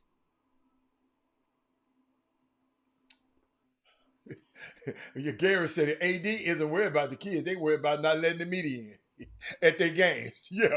The media who trying to cover their games, they bring awareness to their games. They don't want to let them in. Oh, my goodness. That's another subject. But Jimmy, come on, man. Let's talk. Man, come on. We got 40. What we got? 40. I was just sending a message over to the people. Over to Jordan. Okay, good. To one of the people over there. And to let them know I need to speak with this volleyball coach. And boy, I like that one, Angel. Angel, I'm gonna put that one on the screen, Angel. Watch these club volleyball teams, coach. Some of them same people probably support this same kind of behavior. Absolutely. So here's a question.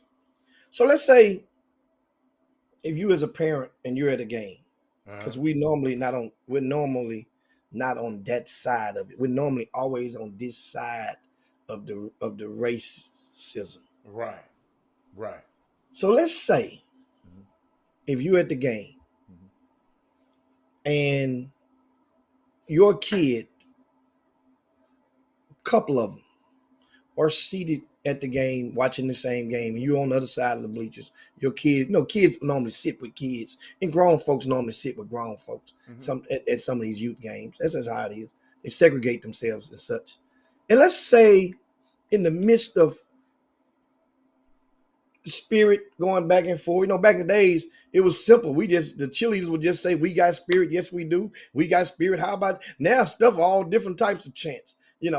Well, and let's say your kid is over with this little group of friends, and let's say they start yelling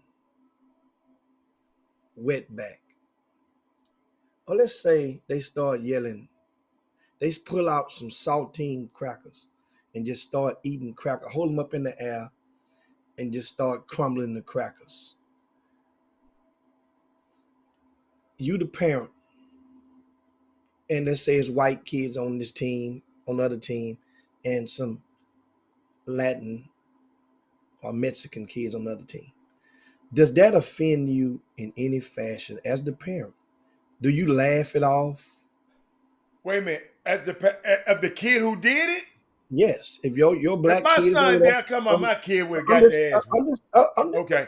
I'm asking a fair question across the board. My kid, I would address it. Black folk is hardly on that side of the fence. We ain't on because we would have addressed it, Jimmy. Jimmy, we're not really born. We're not really have a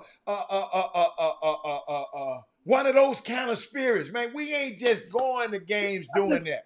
We just ain't like that. So it's hard for you to juxtapose that situation because I'm trying to reverse it, but that's what. So now only now can some parents, they will honestly see what them other parents are facing. Because some of those parents, in their mind, they feel that their kid is not one of them. They feel like they ain't got nothing. They're not, that family is not that type of family. Man, they just want people to get it and pull themselves up by their bootstraps, Jimmy, so to speak.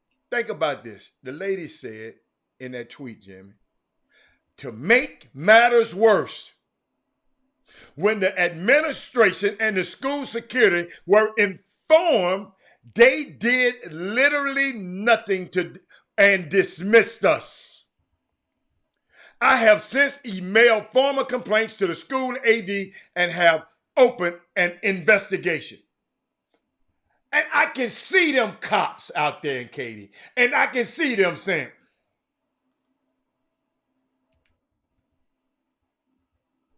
I can see it, Jimmy. She said, "Hey, friends and family, sadly, my post is not one of celebration. This post this past Friday, my daughter's varsity team at Paytown High School played against Jordan High School and were heckled and harassed with the student section making monkey noise towards our black kids. Black and brown daughters. My daughter's team literally consists of black and Hispanic girls. So you can clearly understand that what we were facing. Jordan's volleyball team literally has one black girl. Our girls are distraught and devastated. And I have to endure. They had to endure so much hatred. Man, when you read this letter, it just break your heart.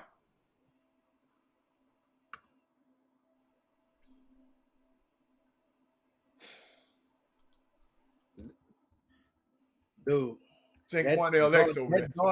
That daughter is still a member of that volleyball team. Yes. The other team. The other team. Yeah. But what about the makeup of Katy Jordan High School? They got one. They have at least one black. That's on varsity. That's on varsity, Hal. Oh, you just talking about varsity. I got you. That's on varsity. And I wonder how them kids get treated over there.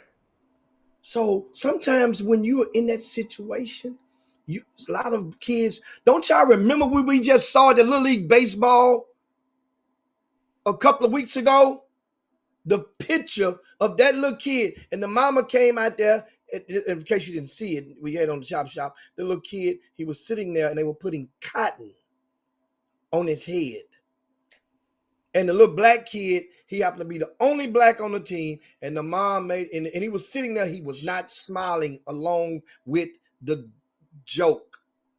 It was not a punchline. I know it wasn't. Wasn't one to me either. And they were sitting there just having they were just gleefully pulling that stuff on his head. The kids in that picture around it. And the mom said, okay, well, no, they didn't mean that. It's okay, man. See, normally when you're the only one, you know you're outnumbered and you kind of tend to go along with it. But then once your numbers come on your side of the fence, it's a difference. You turn into it. Yeah. I've seen it happen. But I'm not. My son is not finna put no stuff on no little white dude's head. Cause he know what I do to him. That's them kids don't know what their parents will do to them. Maybe their parents complicit. That's why I keep trying to tell you, man. Jimmy, this stuff is bigger. This stuff is bigger than Nino Brown. This stuff go higher than Nino, man. It's go higher than them kids. Because the administrator and the police should have took action. And they just dismissed the mom and them. I know how they are out there. Unbelievable, man. Man, let's talk about something else, man. Let's talk about let's talk about the season opener where you're gonna come and get treated right in there. Let somebody get out of pocket in there and see what Miss Marjorie and them do to their head. How about that? Come in there doing that with your bad self. Man, and I mean, I just hope that because both of those schools are under the same district, guys. Yes. In case you didn't know, geographically, they're governed by the same district, and wow. And I just hope that they can find a way to, you gotta realize you gotta realize it's kids involved in it. They done this, but we're talking about the grown folk. It starts with the grown folk. Then it starts with the kids or anybody. Remember, these were the students. It sounds like it's the student section, not the actual volleyball team. So these are it sounds like it's the students or the section, the spirit section. That's how you put it. Because sometimes spirit section might have your little brother with you that really don't go to the high school. So it's a spirit section now at this volleyball game. And those people, see, here's what's going to happen, Hal. It's like the mental health. They're going to have to start injecting some of these classes into the high school curriculum. in some form of fact. I don't know what the name you're gonna call it, but some of these writing classes is going to have to be injected, but they can't because now you're tying yourself in knots. And Katy is one of those districts that was just in the news just the week before. How about what books they don't want? They don't be bringing no books in here about no Martin Luther King. They're set to vote. With parents were set to vote on. With that way, they will vote to let the parent be in charge of what their kid can read and whatnot. On top of already saying about the CRT stuff that they've been spewing out there for years. So now we just, hopefully we can get some education on this stuff and we can do right. Okay. Right. It's one time. It's called education. Right. Okay. It's called common damn sense to me. But okay, but I guess we got the yeah. We know how they feel. But we know how they feel. Now guess who is what we got on the line now, man. About time. That damn, I mean, Doug. You almost made me cuss. Doug been on it. He been on that shit. He was listening to us talk about it. We had to get it. We had to get this. Oh, my bad, big fella. My bad, big fella. Doug coming. He coming. Let me get him right. Let me get him. Get him right so he can hear me. Because I'm going to talk straight to him. Let me get him plugged in this joint right now and get Douglas. I got to get him plugged in here right now.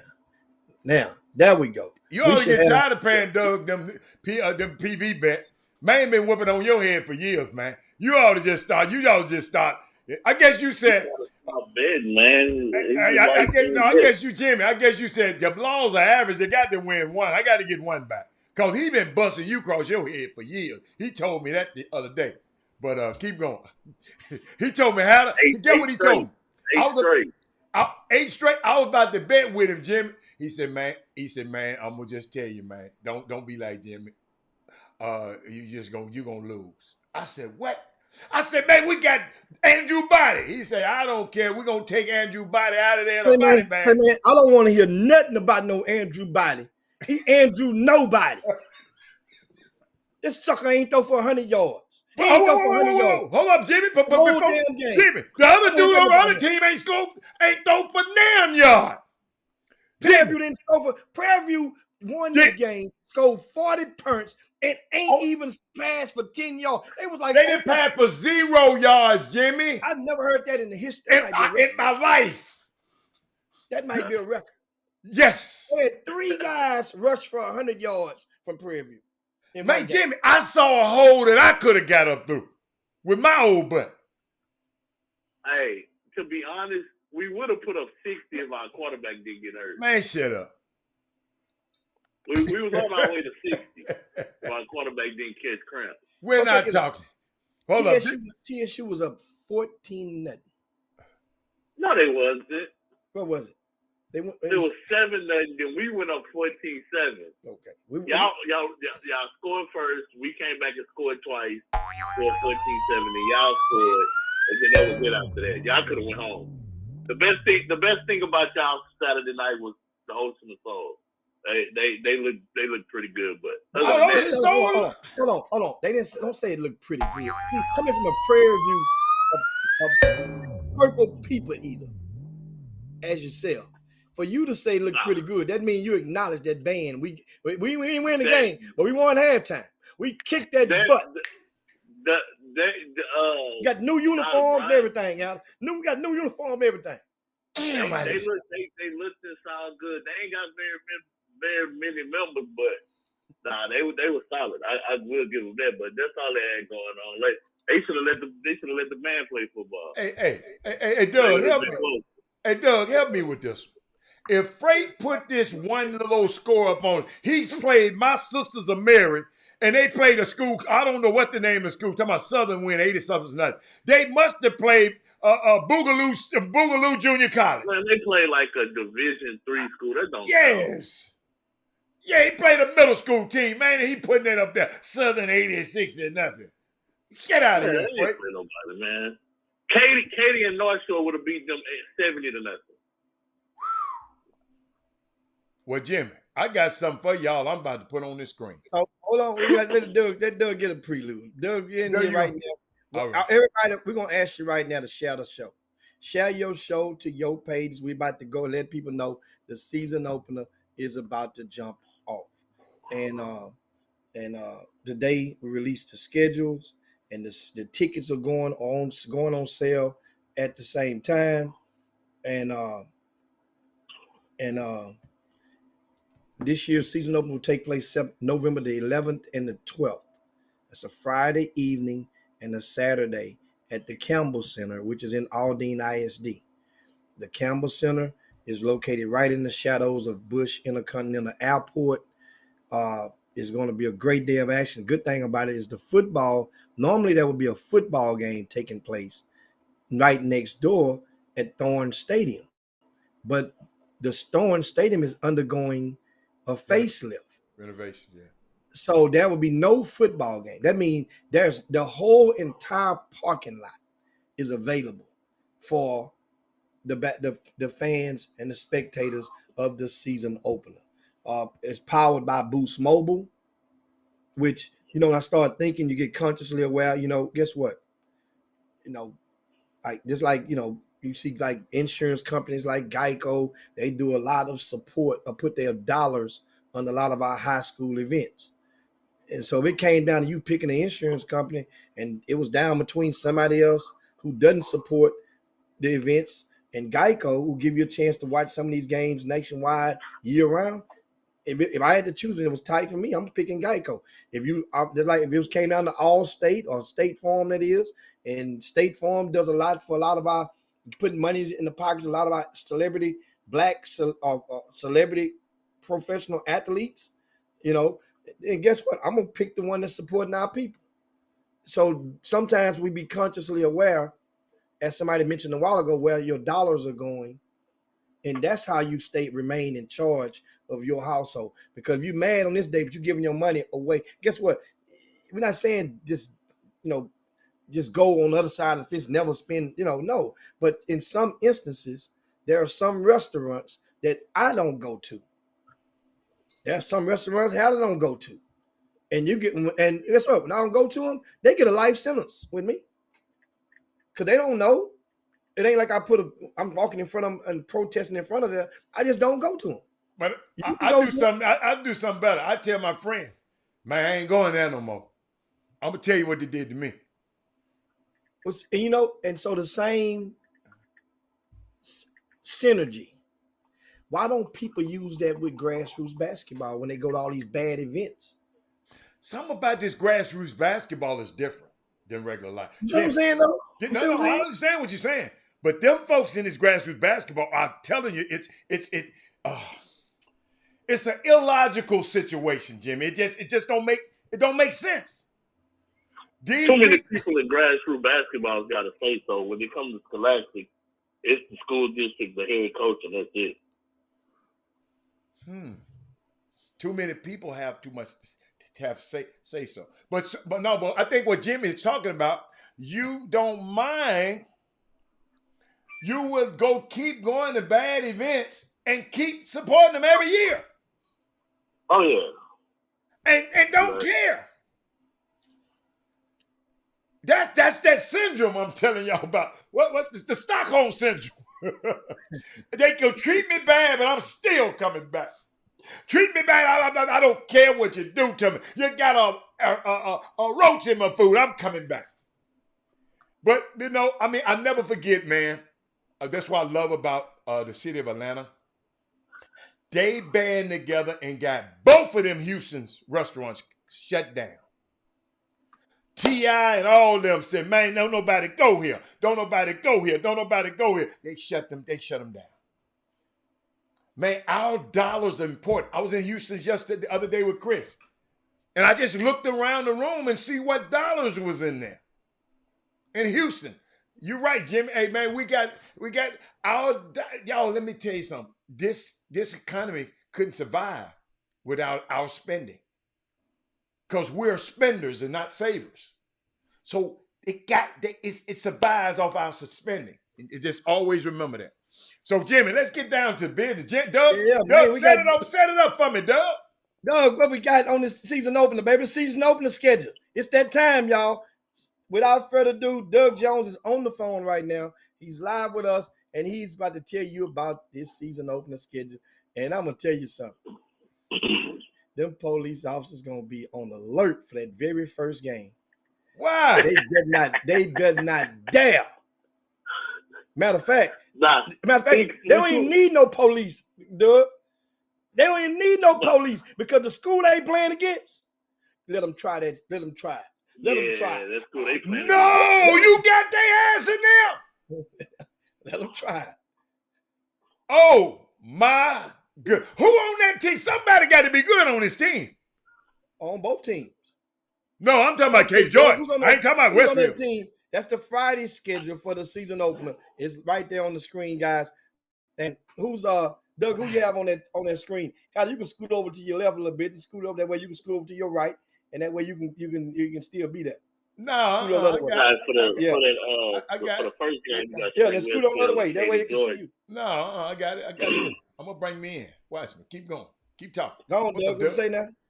So you got Spring Westfield and Katie Jordan. Spring Westfield, of course, lost Zion Pipkin to Oak Hill. But they still have a really good sophomore in Jeremiah Cooper, who's about 6'7", sweet mid-range game. And they also have a guard named Dabrion Broomfield, who's really, really good, had a super solid summer for the Houston Rockstars. And they also have Zion Pipkin's younger brother, who's going to be solid. So the cupboard is definitely not bad over there at Westfield. And for Katie Jordan, they have a couple of guys that can play. A couple of seniors named Trevor Marks, about 6'5". One of the best shooters in the class named Messias Herrera. If he gets hot, Westfield could be in trouble. And they also have another kid. I can't pronounce his name, but I'm gonna try. Where is it? See, I've been doing my research. His name is Isaiah Chokanite. Yeah, you should have left that alone. So that's a good way to start it off that Friday. It's gonna be a real interesting game right there. Yeah, and okay, now that's the 4:00 Friday, November the 11th. What about this 5:30 game, Manville and Clements? Man, you got two of the hottest prospects pretty much in the state of Texas playing in this game, man. You got Devon Ugochukwu for Clements, who's a junior this year, about 6'4", mean, can score the ball. And they also have another guy on that team named Chuks Egbo, who can really shoot the ball. They play with the the Houston Raptors this summer. He's a good side piece for the Clements. And for Manville, you got Jamar McDowell, who probably one of the hottest prospects in the country. He's a 4-star now.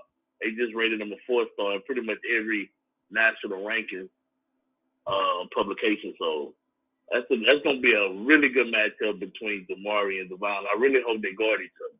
That's what I like to see. Next up, 7 p.m., Booker T. Washington and the defending 4A state champ, Dallas Fate family. Yeah, man, that's going to be – they played each other at the TABC event. A lot of people think this could be a state tournament matchup.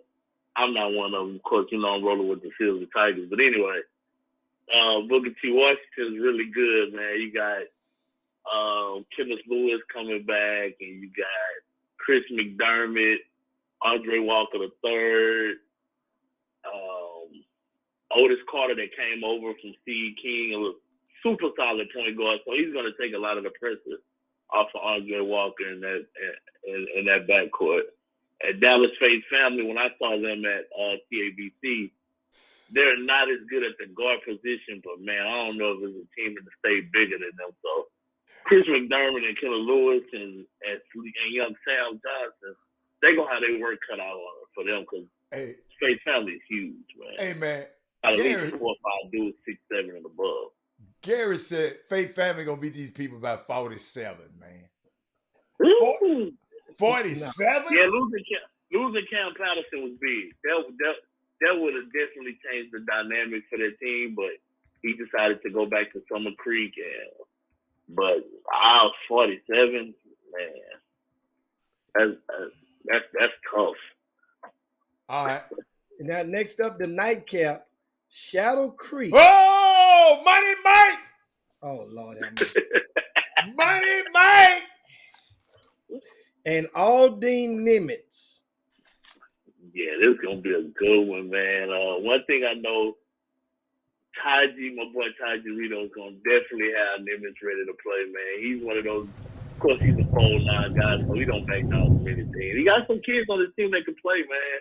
Javarius Thompson, Eric Woods. Well, not Eric Woods. What's my guy's name? Javarius Thompson. Yeah, Eric Woods. Eric Woods is over there. Jimmy, you see? That's a good one, man. It's going to be a storm around there, Jimmy. You heard that storm. Doug, you didn't hear that storm. Watch this, Doug. Yeah, that Shadow Creek storm in that joint. we know how to go be in this baby blue that night. Yes, sir. I love it. So, Jimmy, tell me when you're ready. Baby blue that night, but Shadow Creek got, of course, young Mike Collins, who was one of my favorite players at Ruck on Wood, man. That kid does not like to lose, man. Yeah, he's such a competitor. You got big Chase Kane in the middle, and Bryce Jackson should be healed from I forgot about Bryce. That's going to be a good game, man. That's going to be a really good game. That's a great way to end the first night. It's a lot of underclassmen in that game going against each other. I like that. Oh, man. If college coaches not playing that night, it's going to be full of college coaches. That first night full of prospects. I like that. And, of course, that is the quadruple header on that Friday night. And guess what? Tickets are only $10. What? Pre-sale. And which is very, very good. You guys, you can go. We are on RCS Sports. You can click on the link on the season opener on the front page. You will see you can get the tickets. They're on sale right now. They just went on sale about 5 minutes ago. You can get your tickets. This is Saturday's schedule. The season opener, November the 12th. This is the first day of the regular season for the boys' public schools. Take it away, Doug. What you see at the top of the morning? Wake up early, get another high prospect in Keelan Dorsey at Eisenhower. Dude had an incredible summer playing against St. Thomas. St. Thomas coach always has his guys prepared to play. Should be a good one early in the morning. St. Thomas did pick up what's my kid name from Clearbrook? Little point guard from Clearbrook. He transferred over there. That played for Live On, but Live On 16U. So it's gonna be a good one. It should be a good one early in the morning. Get you some breakfast and come on over.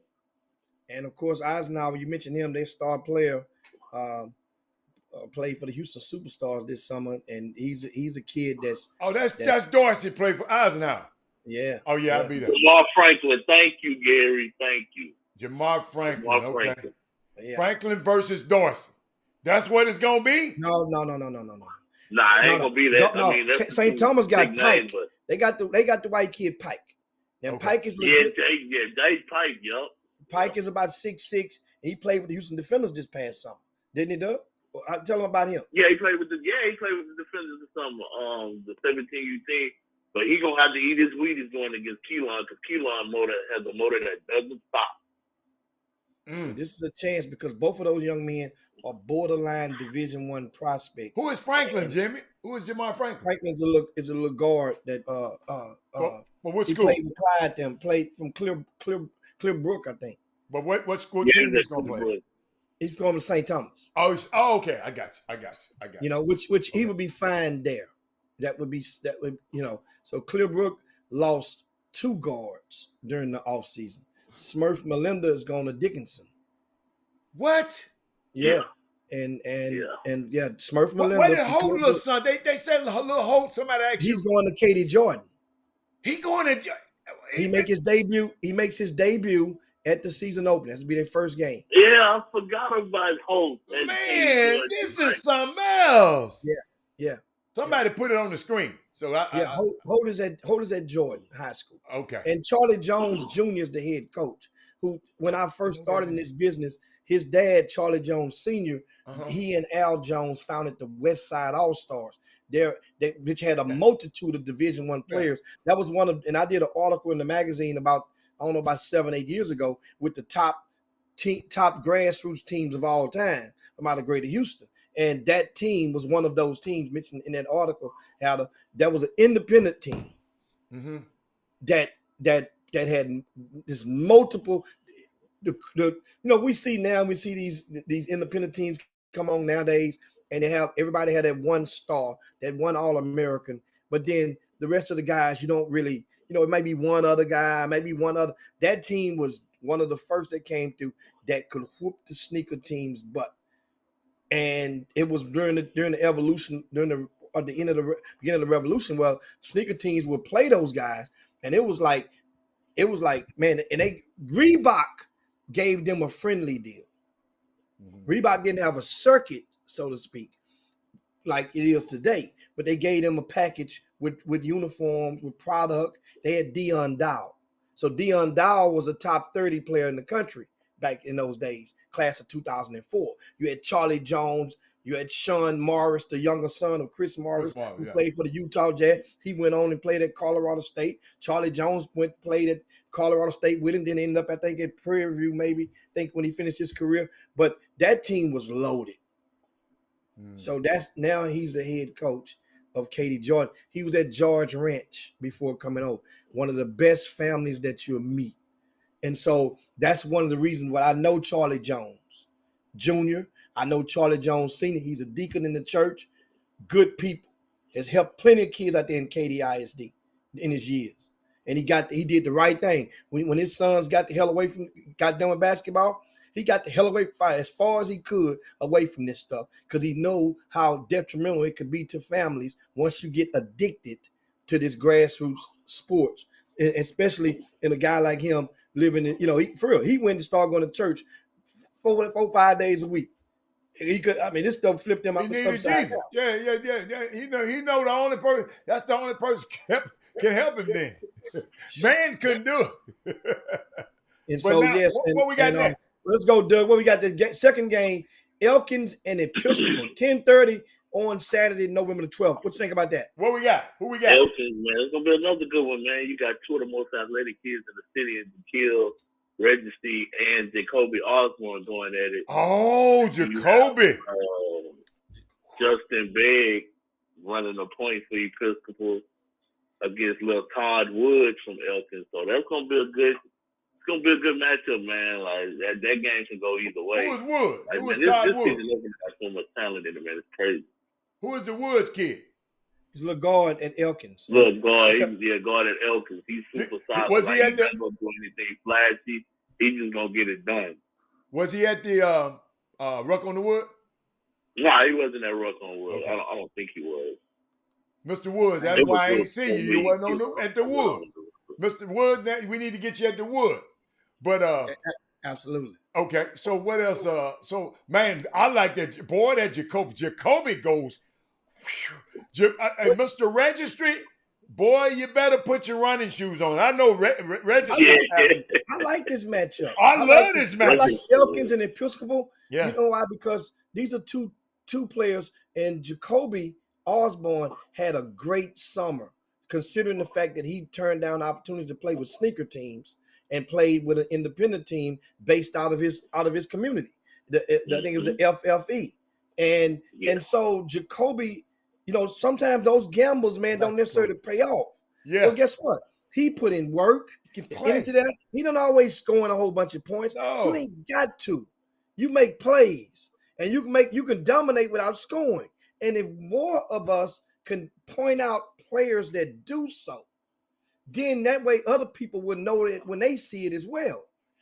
So that way stops it, because that way we make it seem like points is everything. It means a lot, but it ain't everything.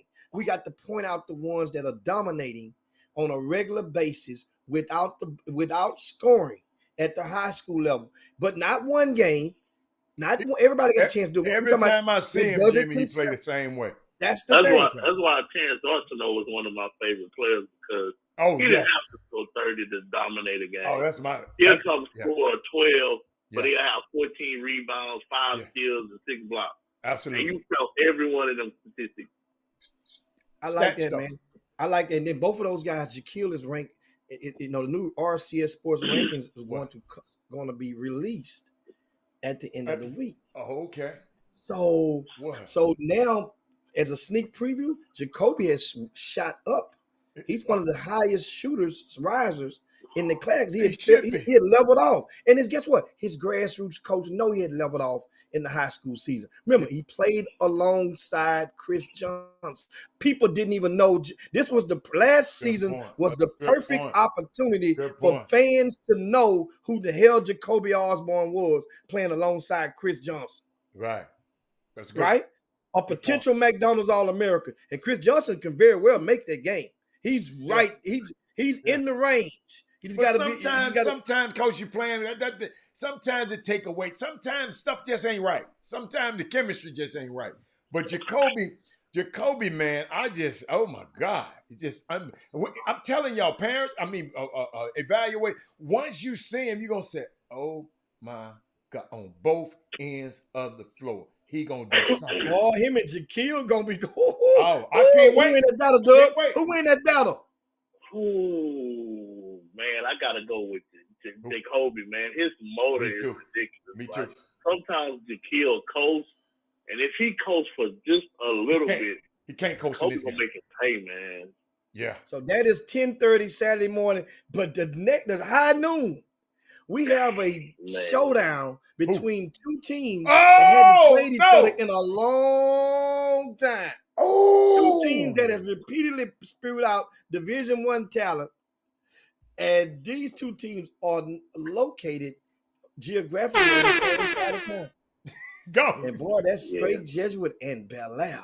We talking about, man, that game's gonna be crazy, man. So that's prime time. That's really prime time right there. Right? Shelton Henderson, Coleman, Dutton, Noah Newman.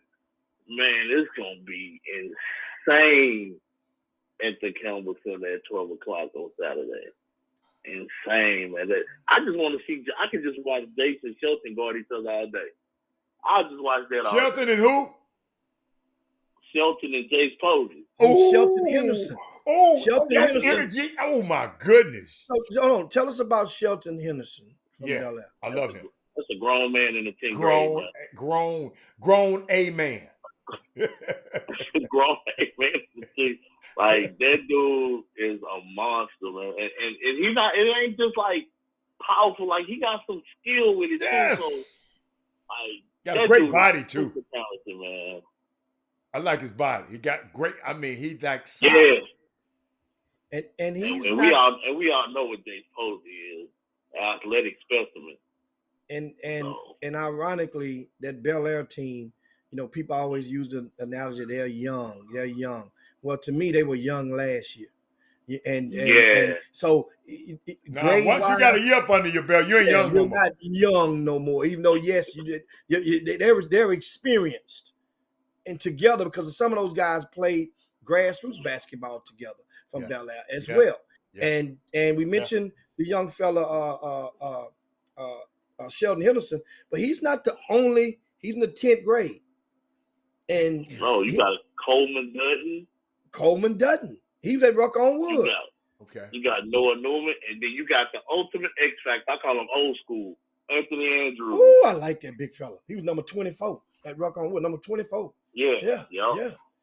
Let me look at my note. Yeah, the little husky rascal, about 6'6". Oh yeah, battles. Yeah, I like that. And guess that's just 4 in one class. They have a movie in from out of state that's about 6'6", 6'5". This Bel Air team, and of course, now tell us about. We mentioned Jace Posey.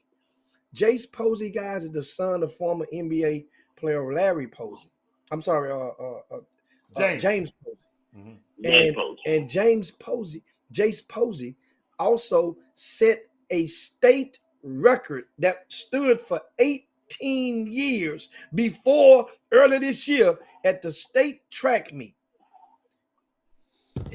He's a record-setting high jumper that played for the Houston Hoops this past season that saw his stock go up the charts. Tell us about Jace.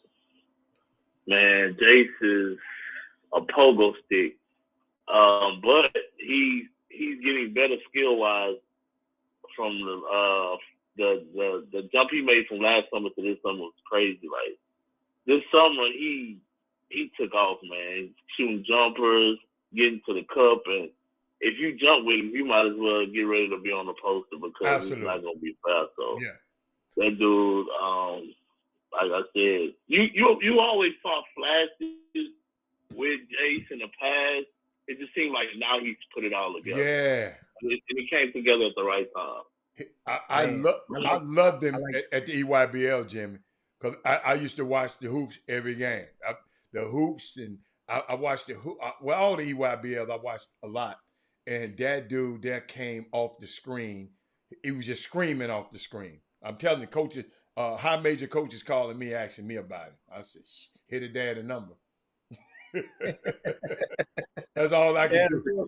And of course, Jeffrey Dave mentioned that Straight Jeffrey also has Matthias Murr and Aiden McKee.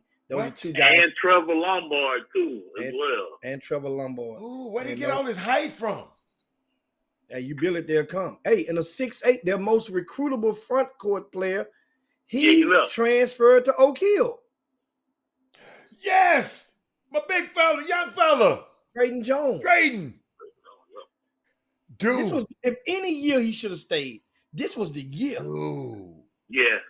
This was the year. They're a state contender. They are a legitimate state contender with Drayden in that team. They can still get to state without him, but they're state contender. And now, of course, 1:30, Doug, we got Barbers Hill, Cypress Creek. We're going over the schedule for the season opener, guys.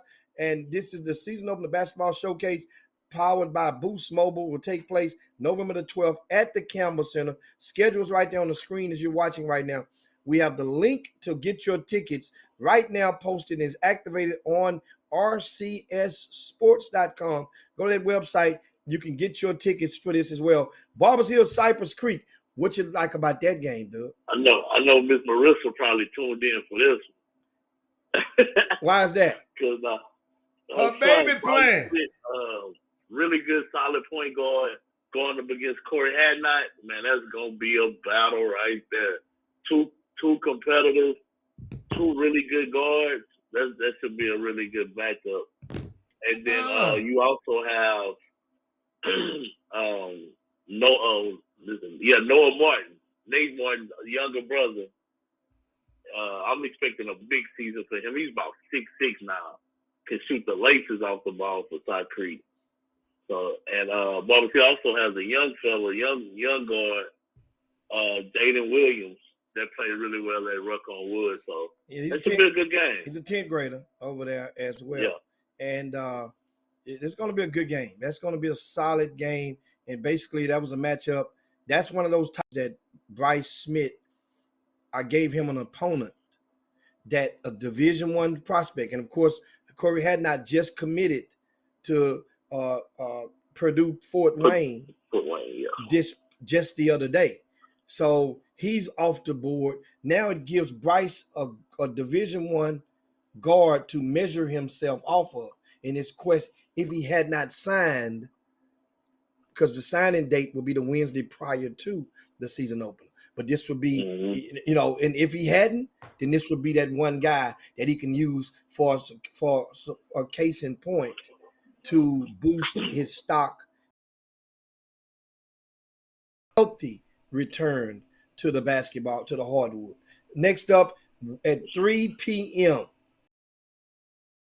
night in Cy Falls. What you think about that, Doug? It's gonna be a dandy. You got the two-time defending 5A state championships, making the jump to 6A this year, but they still got Wesley Yates III, Cade Dotson, Clarence Paye. Another guard that I'm high on for Beaumont United is a kid named Daniel Williams. I think he's going to have a big season this year for them. Going up against JoJo Tugler, Dalen Porter, and those guys at South Falls. So that should be a really good matchup to start the season off. Beaumont United lost in the season opener last year to another Cypress school. So I'm pretty sure they got that on their mind right now. Absolutely. Now, of course, 4:30, Atascocita and Maid Creek is in action at the season opener at the Campbell Center. Think about that matchup. That's gonna be a good game, man. That's gonna be a really good game for guards. I'm pretty sure we get the varsity debut for Tikai Cantave, one of the most heralded incoming ninth graders in the city. But Atascocita has Darrell Barron, who can shoot the laces off the ball. The system, Coach Martinez just does a great job at Atascocita. Year in, year out, they lose guys, and you be like, man, is this going to be the year Atascocita falls off and you find them in the regional tournament? And then Maiden Creek, Coach Fobb, who I think is one of the best coaches in the city that nobody gives him his credit for. Got those two young fellas, Jamal Crayton and Christian Jones. So it should be a good game. It should be a guard-dominated game in that one right there. Oh, absolutely. Another game where underclassmen will be expected probably to take over the spotlight. And speaking of underclassmen, this 6 o'clock game, it's a school that doesn't have much tradition or history because they just are in their second year with the new third year with the new head coach, and that's Harold Babers, who was over at St. John's. He was Justice Winslow's coach back at St. John's. Yeah. He's the coach at St. Francis. Well, I'll tell you this.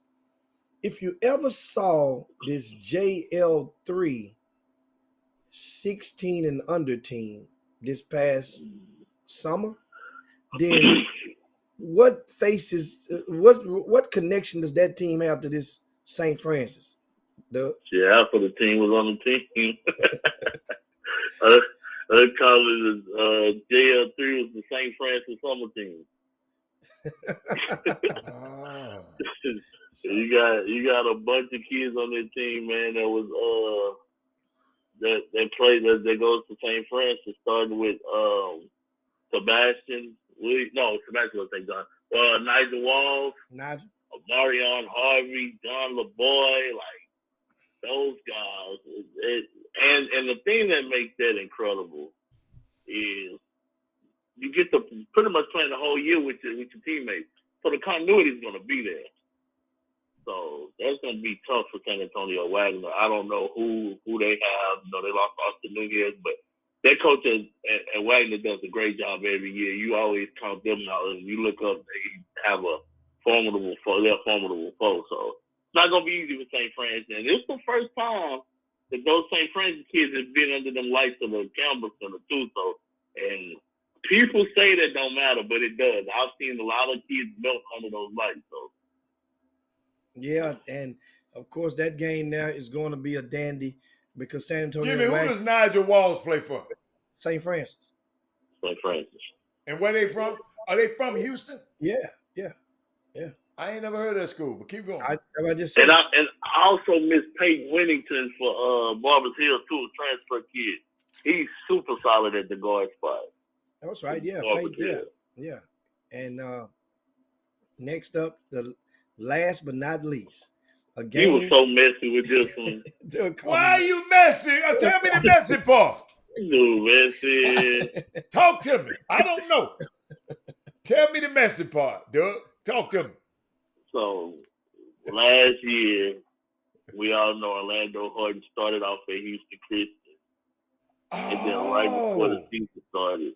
No, was it? Yeah, it was right before the season started. Because he played in the Super 16 with Houston Christian. Right before the season started, he went back to Cliff Falls. So now, going into his senior year, I'm going to put him against Houston Christian in the season over. That's amazing. Oh, no, that's a nice one, Doug. No, that's compelling. Look, Baker Mayfield coming back to play Cleveland in his first game. Nah, that's different. No, this ain't different. No. Nah, it's going to be a good one, man. Orlando Horton Jr., of course, one of the top guards in the city, going against Montana Wheeler. And those guys at Houston Christian. Houston Christian is going to be so much bigger than Cliff Falls with C.J. Barnes and Dominic Cestero in the middle. Okay.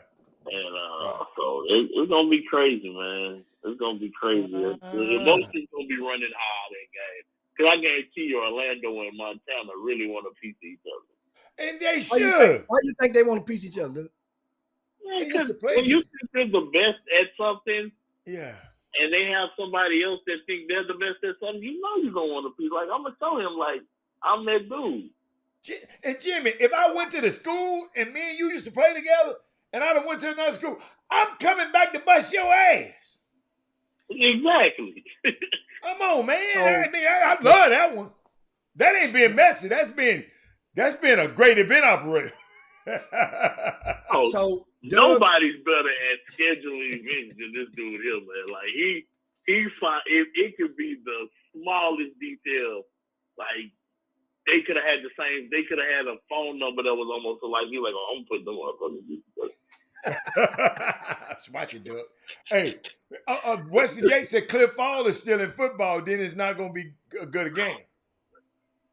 Yeah, well, Corey Kelly might not be back, but The matchup going to be good. That's he all would've I'm made worried a about. difference, but not that much of a difference. guess what? Guess what? What?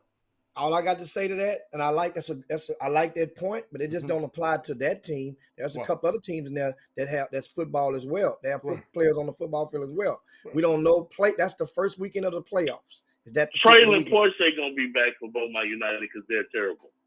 Well, yeah, he's the one. But Beaumont United have 3 on the football field that was part of the rotation last year. Porsche is the only one. Now, and just like Booker T. Washington, they have Andre Walker on the football field. And Oh, I didn't know that. I mean, They ain't gonna be in the playoffs either. they're not either. No. But, and you know that, Well, I take that back. They might be because Yates terrible. yeah.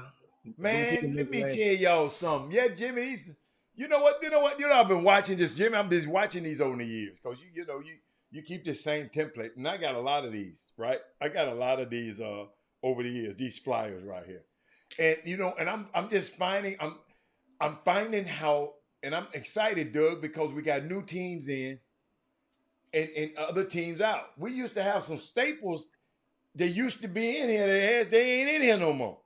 And you got, you know what I'm saying? Nothing against them. You notice I'm not calling no name. But we used to have people that was staples in it. I mean, was box office draws in here. But now we got, I just love the evolution of basketball in the Houston area.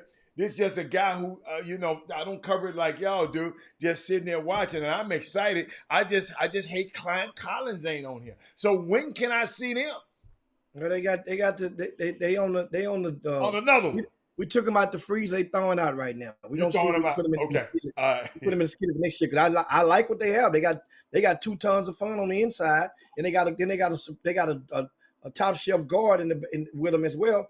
I like Klein Collins, and I've been knowing the coach for 20 years. So that's a relationship that if I come calling, ain't no problem. Okay, I just Their football team really good, so they would have been in the playoffs anyway. My bad. Jimmy, I just want to see my young fella one more time. I just got to see. What I want to say is about the energy about the football players. Is I just want people to remember. For those who we talking about the Cliff Falls and Houston Christian matchup. Right. That's one of those games of every game on this docket. That's probably the least concern about the outcome, more so the matchup. Yeah. People want to see. Yeah, me too. Harden. Me too. On Garden Wheeler. Yes, sir. And vice versa. Yeah. Harden is the senior. Wheeler is the sophomore.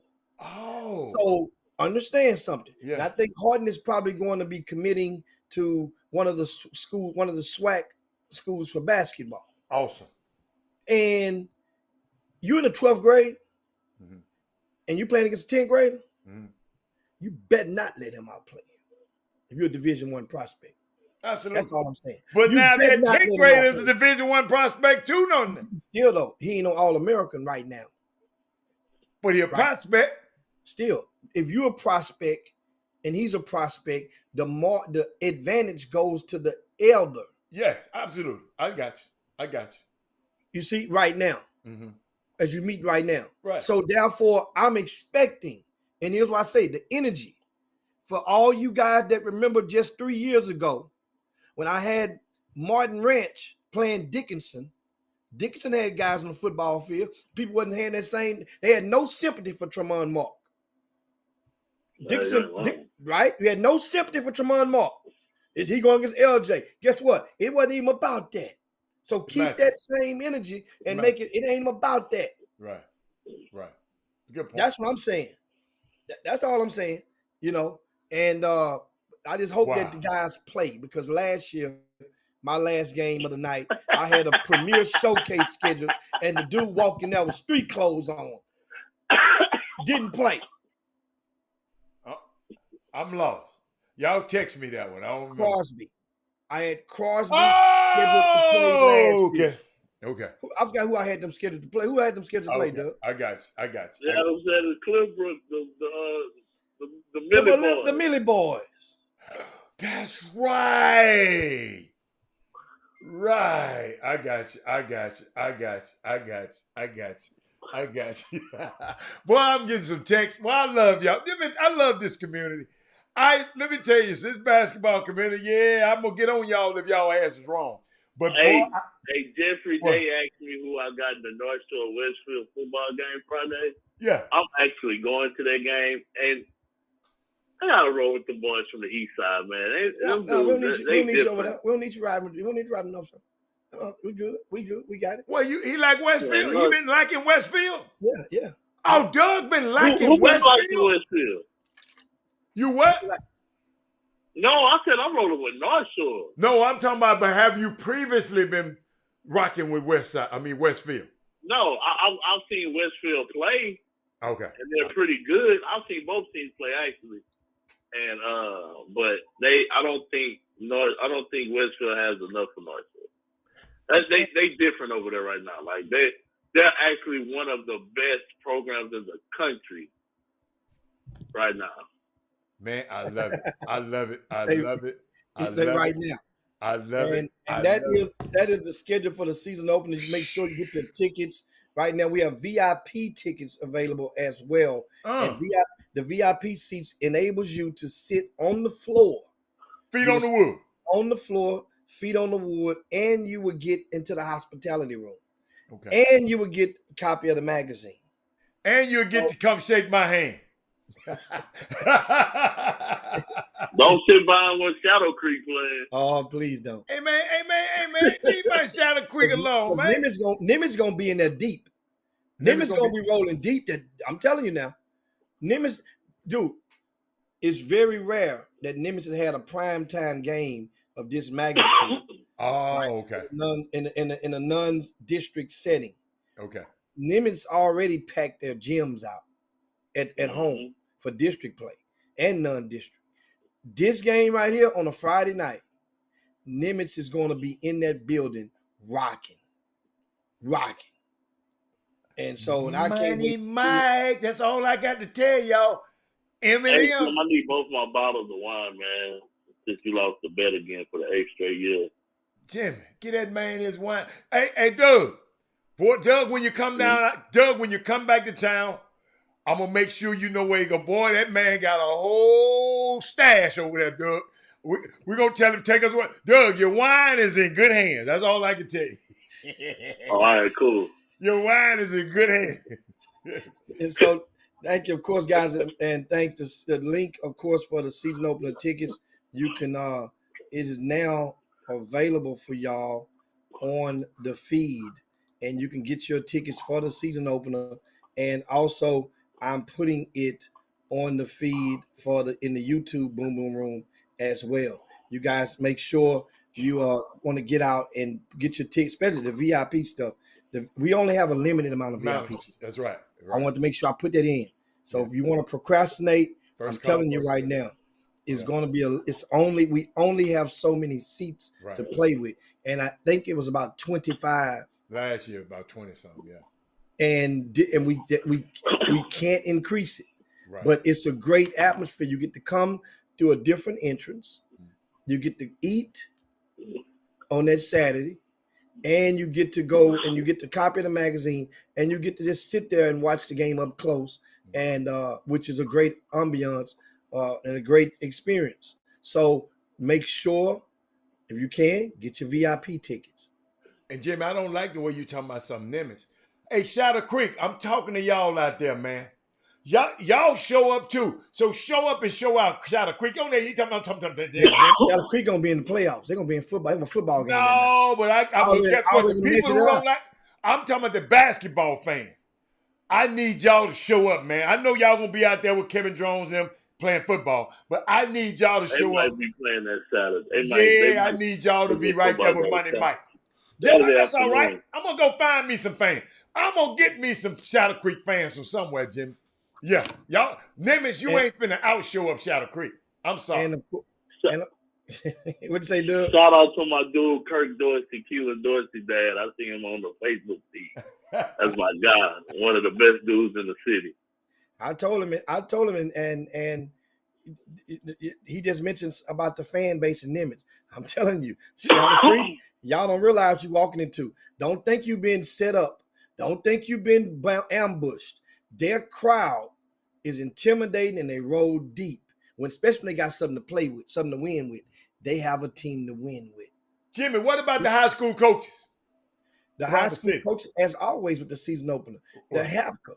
HAPCA is the organization that supports me. Okay, gotcha. They support RCS Sports. Get in. They embrace RCS Sports. I don't even know who's over the other chapters. Okay. So it's like you support. It's like in life. Support those who support you. Houston Area Basketball Coaches Association. If you're an active member, then your name will be on the list that will be supplied by the administration, right? And they have their meeting this week. Well, you can go and get your members. Well, to all my TSU fans, shut up, Doug. To all my TSU fans, I need y'all to come cheer for Shadow Creek. Okay? TSU, all of y'all. Hey, because you know TSU football fans ain't going to no more games the rest of the year except for homecoming. So they can come to cheer on Shadow Creek. Now, I'm sorry, y'all. I'm riding with the Creek boys, man, this time. I love you, Mr. Dorsey, but I got to ride with the Creek boys. Money Mike is in the building. And of course, now the magazine will increase in price this year. That thing's been $5 since 2003. What, is it going to be $6 this time? I don't know, but it's going to be more than $5. Okay. That's a hell of a product. You get schedules inside of that thing. Okay. You get schedules inside. That's a lot of work. That's a lot of stuff in there. The college section in there. And guess what? Speaking of, if you operate a business and you want to take an ad out in the magazine, we have ad space for you. And we have ad space for you.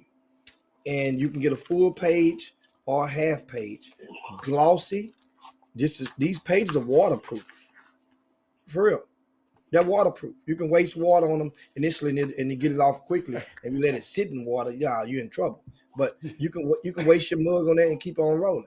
Jimmy, look what Angel said, man. Is there a dress code? He asked for a friend at Barbers Hill. Well, Barbers Hill don't know how to dress. You call me messy. So Angel ain't messy? Angel cool. I know you messy. Angel don't know to do this. Angel don't know to say that. The Barbers Hill people don't know how to dress. You know what?